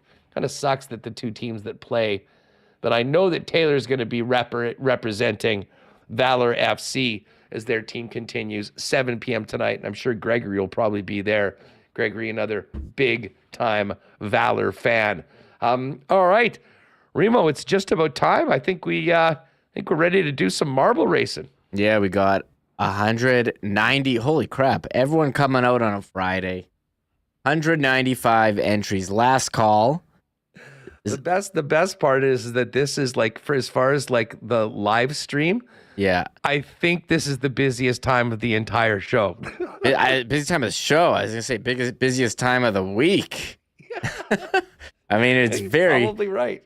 Someone's like, you're having Pat Steinberg on to talk Flames? What is this, a slow news day? And I'm like, yeah, man, it's August 15. It's August 15. Like, what do you think's going on? And the Bombers are playing the Stamps tonight, too. Anyways, the Bombers there's a lot of Friday. people that like to program the show for us. Thanks, we'll do it ourselves. And I like, feel free to I like when the Bombers play. show. When the Bombers play Thursday, then we get to talk about it on Friday. Now all week it's like leading up to the Bomber game, and we got to wait until Monday. Hey, we'll have a big Monday show coming out of the weekend. Again, our goal will just be to get to Friday 3 p.m. levels for people doing it. Hey, the minute we get to September, it'll sort of be back to normal, and I'm pretty loving the fact of how loyal so many of you are with us every day here, even when, let's face it, there hasn't been a lot of breaking news. But it's going to come. We got NFL right around the corner. And, hey, a big game tonight. And maybe we'll see some of you guys out there. And if you can't make it tonight, don't forget September 13th. That's our next sports trivia night at Little Brown Jug. All right, so we've done last call. We'll wrap that up. Do we need to? You know what? We should put Rick Jeanneret in RIP to one of the great voices of hockey of all time, Remo, who I guess apparently passed away yesterday. Yeah, he's been battling illness the last couple of years. They had the big retirement where they put a RJ up to the rafters in Buffalo. They were ready with all the video tributes. I was saddened to see a legendary voice, so many years. You hear his voice and you hear Sabres hockey, or you think Sabres hockey. And it was amazing watching the video they put out saying, when like Brad May was like, people when they see, think of me, they think of Rick Jenneret's call, Mayday, Mayday, and Alex Tuck see saying Kevin Qualick in chat, Mayday, Mayday. There you go. Yeah, like when Alex Tuck is in the video, he says, look, when I got traded to the Sabres, all I wanted was to score on one of the games where he was calling because he was only doing part-time the last couple of years, and have, his voice on one of my goals. And it's amazing how much a voice can be associated with how you feel about a team or what the soundtrack, the goals. My personal favorite is Jason Pominville's overtime series winner over the Senators. I loved the 06 Sabres, incredible team, one of the best to never win a cup. They had so many injuries.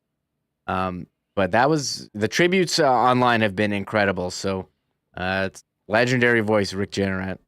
So Rick Jenneret's going to get one. And you know what? I think we got to give Drew Brown a good luck marble in the big start tonight for the Winnipeg Blue Bombers. Yes, I have Drew Brown in. Beautiful, beautiful. I'm not sure if there's anyone else. You know what? Let's give Hacksaw one. Well, he won last week, so he's got to go in to defend the title. Oh, that's it's funny. Right. Okay, you ask Ken. You're like, Ken, so who's going to be the Jets' sixth defenseman? And I was ready for like 18 minutes on that because, like, who is it going to be? Although I think we have more an idea on that on the second line center. Listen, the potential was there, but I was ready to just do some quick little interjections, which we did, and we didn't get too off. Do you know how to handle him? I don't host that always often. Open. Yeah. I don't know how to. You were put in a tough situation. I don't know how to rein in a very him in. tough situation. I don't have those skills yet. He ran roughshod. He ran roughshod over you and the clock. Well, I think it was last week actually with Ken, where he's like, Huss, before I let you go, like he's the one hosting the show. Well, listen, it's all that back and forth with he and Rennie, which is basically like 8 minutes versus 9 minutes, like just back and forth. We need to, listen, we always love the programs, and we love when they get going on, but it is good to, instead of one massive trip to the buffet, we go up 2 or 3 times, but just for smaller plates, if you will, to use that analogy. I do want to give one more shout out before we go. Tonight is the Marian Hossa retirement game in Slovakia. He's able to put on the equipment, Hustler, for one final time. Here's the roster. Look at all these legends. And where's... Buff. I don't see... Oh, there he is, at the top, number 33. Yeah, 2 Dustin 33s, Byfuglien. Chara and Buff. Oh, there's 2 33s. Okay, that's allowed. And then Confusing. I'm trying to think. Great names, though. Look at the- Alfie, Hanzus, Kopetsky, Marcel Hossa, Pat Sharp, Havlat. Yeah. Oh, Toews is playing in it too. Toews in there. Toews must have, you know what? He must have known that if he's at this event, there would have been people. The question would have come up, so he just got ahead of it. Maybe that makes sense as to the timing of what went down yesterday. Another former Jet, Johnny Oduya.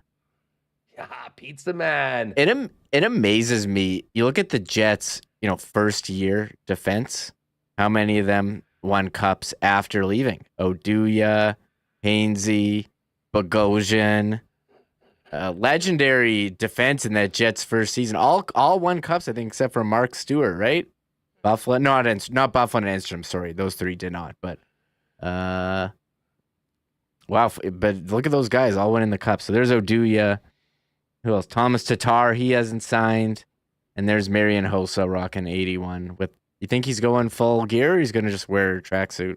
Yeah, you know what? I've stopped making cracks about that. I've done it long enough, and then a lot of Chicago people got triggered because apparently he wrote about his issues in the book. Mm-hmm. I still do think it was somewhat coincidental that finally got to be too much the minute his contract went to $1 million a season. But again, that's just the skeptic in me. Legendary Lubomir Visnovsky, Zetterberg, Keith, Halak, legendary Yuri Hudler, legendary roster for this Hossa. I wonder if it's televised. Might be going on right now. It's in Slovakia. Like, what time is it there? 10? Yeah. And, oh, by the way, one other thing. I see Phyllis mentioning today was the 3-year memorial of Dale Hawerchuk's passing. Watch the video of the statue unveiling. Just lost it again. He's a heavenly papa now. Yeah, he would be a heavenly grandfather right now. Congratulations to Eric Hawerchuk, who I know just had a beautiful baby earlier this week. All right, we've got a special bonus right now. Remis, get things ready to go while you set up the marbles. My Diet Pepsi is finished, and I came across this. I can't even remember where I got it, but I've been saving for it. We're going to do a soda pop review right now because I am in possession of this special edition Sprite Limonade Legacy, celebrating 50 years of hip hop. And I love hip hop. I love Sprite. I love lemonade. So I figured that this drink would be right up my alley. It is described as lemon lime, strawberry, and lemonade flavored soda. I'm trying to think of where the hell I picked this up at. Sev. It was probably Sev, but anyways. I know you. It was probably Sev. Anyways, here it is, folks. While we get marbles ready, live taste test of the Sprite Limonade.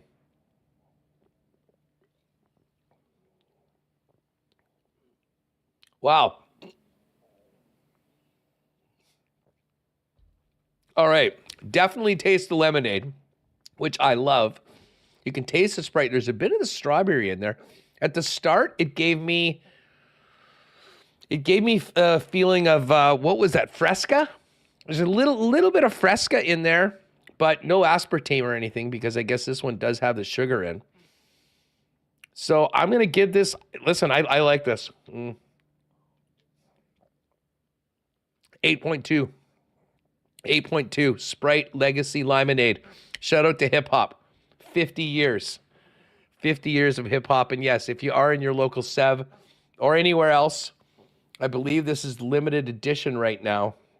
And there is a barcode that you could unlock a legendary experience. I don't know if anyone can get that. Is that a unique barcode or is that, I don't know if you want to show that on the stream. Someone could steal it. Well, I mean, as I say, I probably wouldn't do that myself. So if someone wants to do that, they can go for it. So there it is. It's your boy Bruce. I know. Hey, big hip hop guy. Try it out. Sprite, Legacy, Heritage, the Limonade. All right, Remo. I'm enjoying a delicious beverage, and it's just about marbles time on WST. Why don't we fire up Tristan Rivers, and then you can let us know what track we're at. Yeah, well, we got it. We've hit the new community maps, Huss, so it's going to be a new good one here. All right, I got to pick the track. I think I have a good one. What about the intro theme, though? Oh, yeah, I meant the intro theme. I got to pick the intro theme. Any requests for one? Or what about the AC/DC one? It's game day. Let's get, you know what, a good rockin' version of the marbles race from Tristan Rivers. Sure.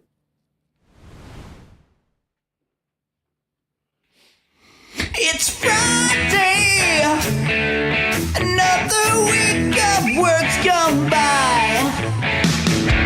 You deserve to treat yourself, maybe an ice cream cake or a bottle of rye. For the whole day in, so lax you can't deny. Why use effort even for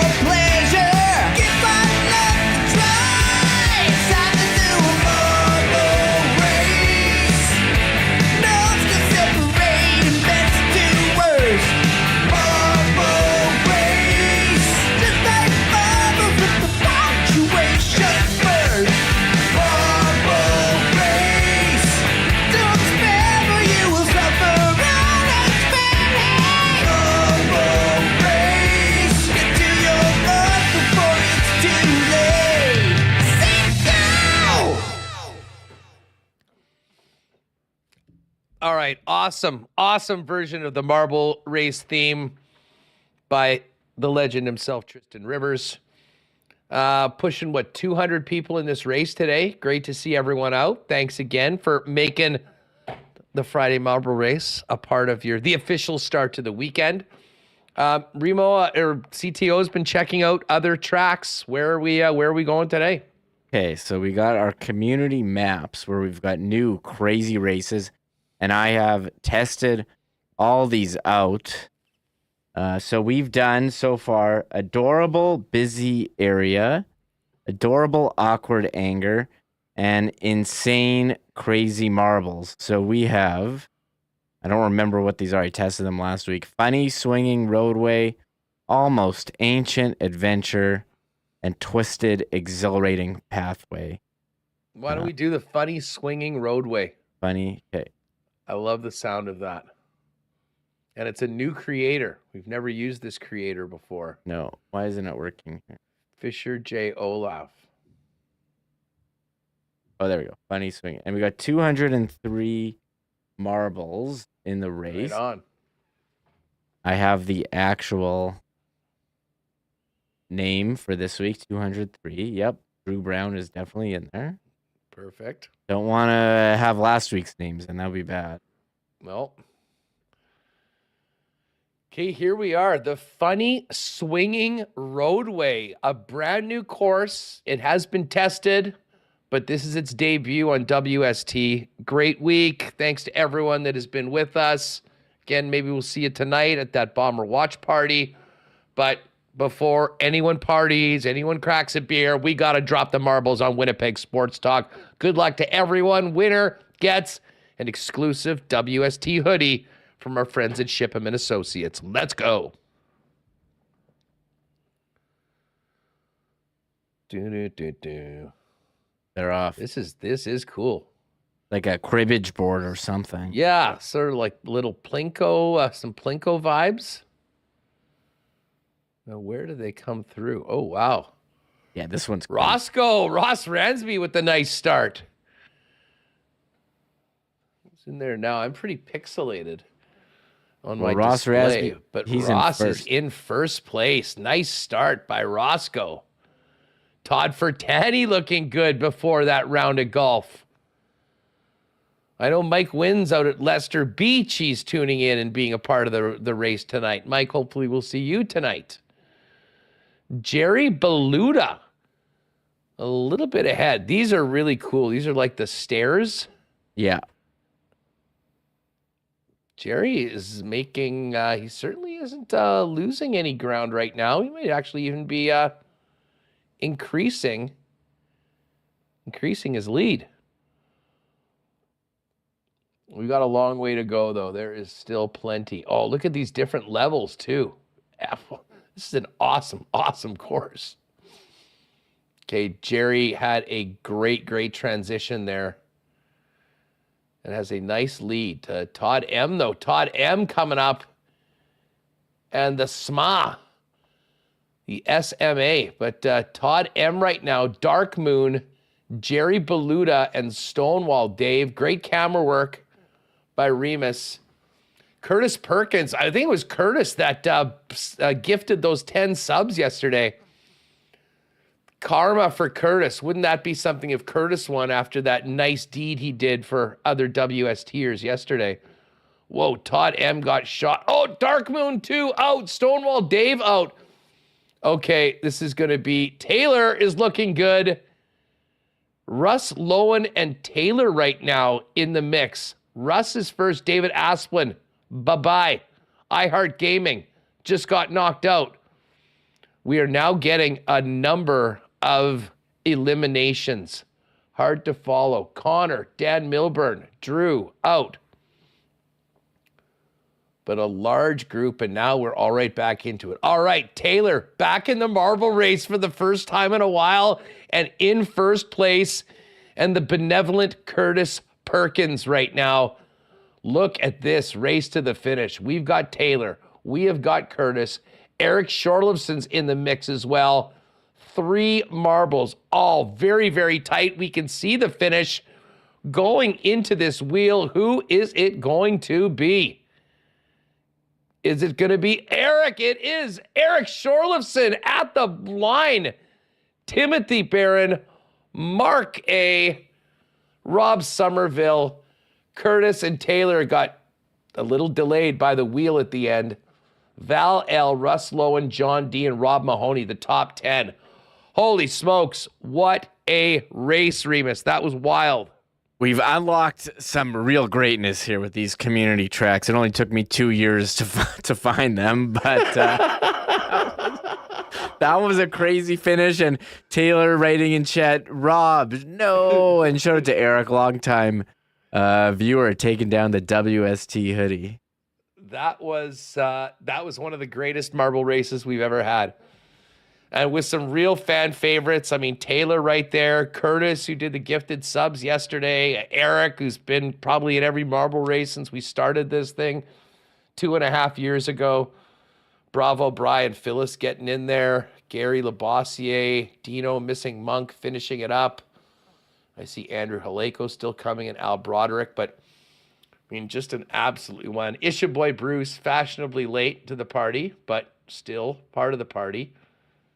And see, that's what happened. That is what happened to Curtis and Taylor. Just bad luck on that last wheel. They got pushed back like Bruce is getting it. Oh, there's still a couple more to come. Drumsen, Matty Pad 2002. There we go. Bruce is coming up. And Matty Pad coming across the line at the end. Eric Charlifson. I hope I'm pronouncing that right. Congratulations. Your time has come. Send us an email, winnipegsportstalk@gmail.com. Let us know what size you are. And next week you can pop by and pick up your championship hoodie. Unless you're coming tonight to Hooters, send us a message if you are, and I can probably bring it tonight. Well, what a spectacular end as Remis goes through the and there's Rob Kane. Saw Rob last night, looking good. End to the week in spectacular fashion with an incredible new track on WST. And honestly, that's probably a top 3 marble race of all time, Reem. Man, we've unlocked, I think they're all good finishes. So I've been really doing my due diligence on these tracks, Hess, and making sure that we have exciting ones. So you're going to want to tune in Friday. Around 2:45, we open the entries, and, we'll get to it around, just after 3, unless Ken Wiebe goes on an 18-minute answer and pushes it back. But usually around then. We did push it back a little bit, 3:25 right now. So we should get out because there will be people that want to be listening to this pod before the game tonight. Thanks again to Darrin for jumping on. He'll be doing post-game on the Bonfire channel later on today. And, of course, thanks to Ken. And, of course, Lee Hacksaw Hamilton. Great stuff by Remis. And thanks to everyone who jumped in today for what was a really fun show and a really fun race. Again, if you're out and about tonight or able to, get on down to Hooters for the Bomber watch party. Remo and I will be there enjoying some wings and a couple cold ones. Try and get there early, though, as I say. I'm not sure how much seating there'll be because, again, the Bombers have promoted this, and we're going to be there as well. So if we see you tonight, great. If not, we'll see you next week, 1 o'clock, back at it for another week, 1 p.m. right here on Winnipeg Sports Talk. Have a great weekend, everyone. Oh, my God! Oh! Shut it down! Let's go home! Thanks for tuning in to Winnipeg Sports Talk Daily. Make sure to subscribe on YouTube and your favorite podcast feed at winnipegsportstalk.com.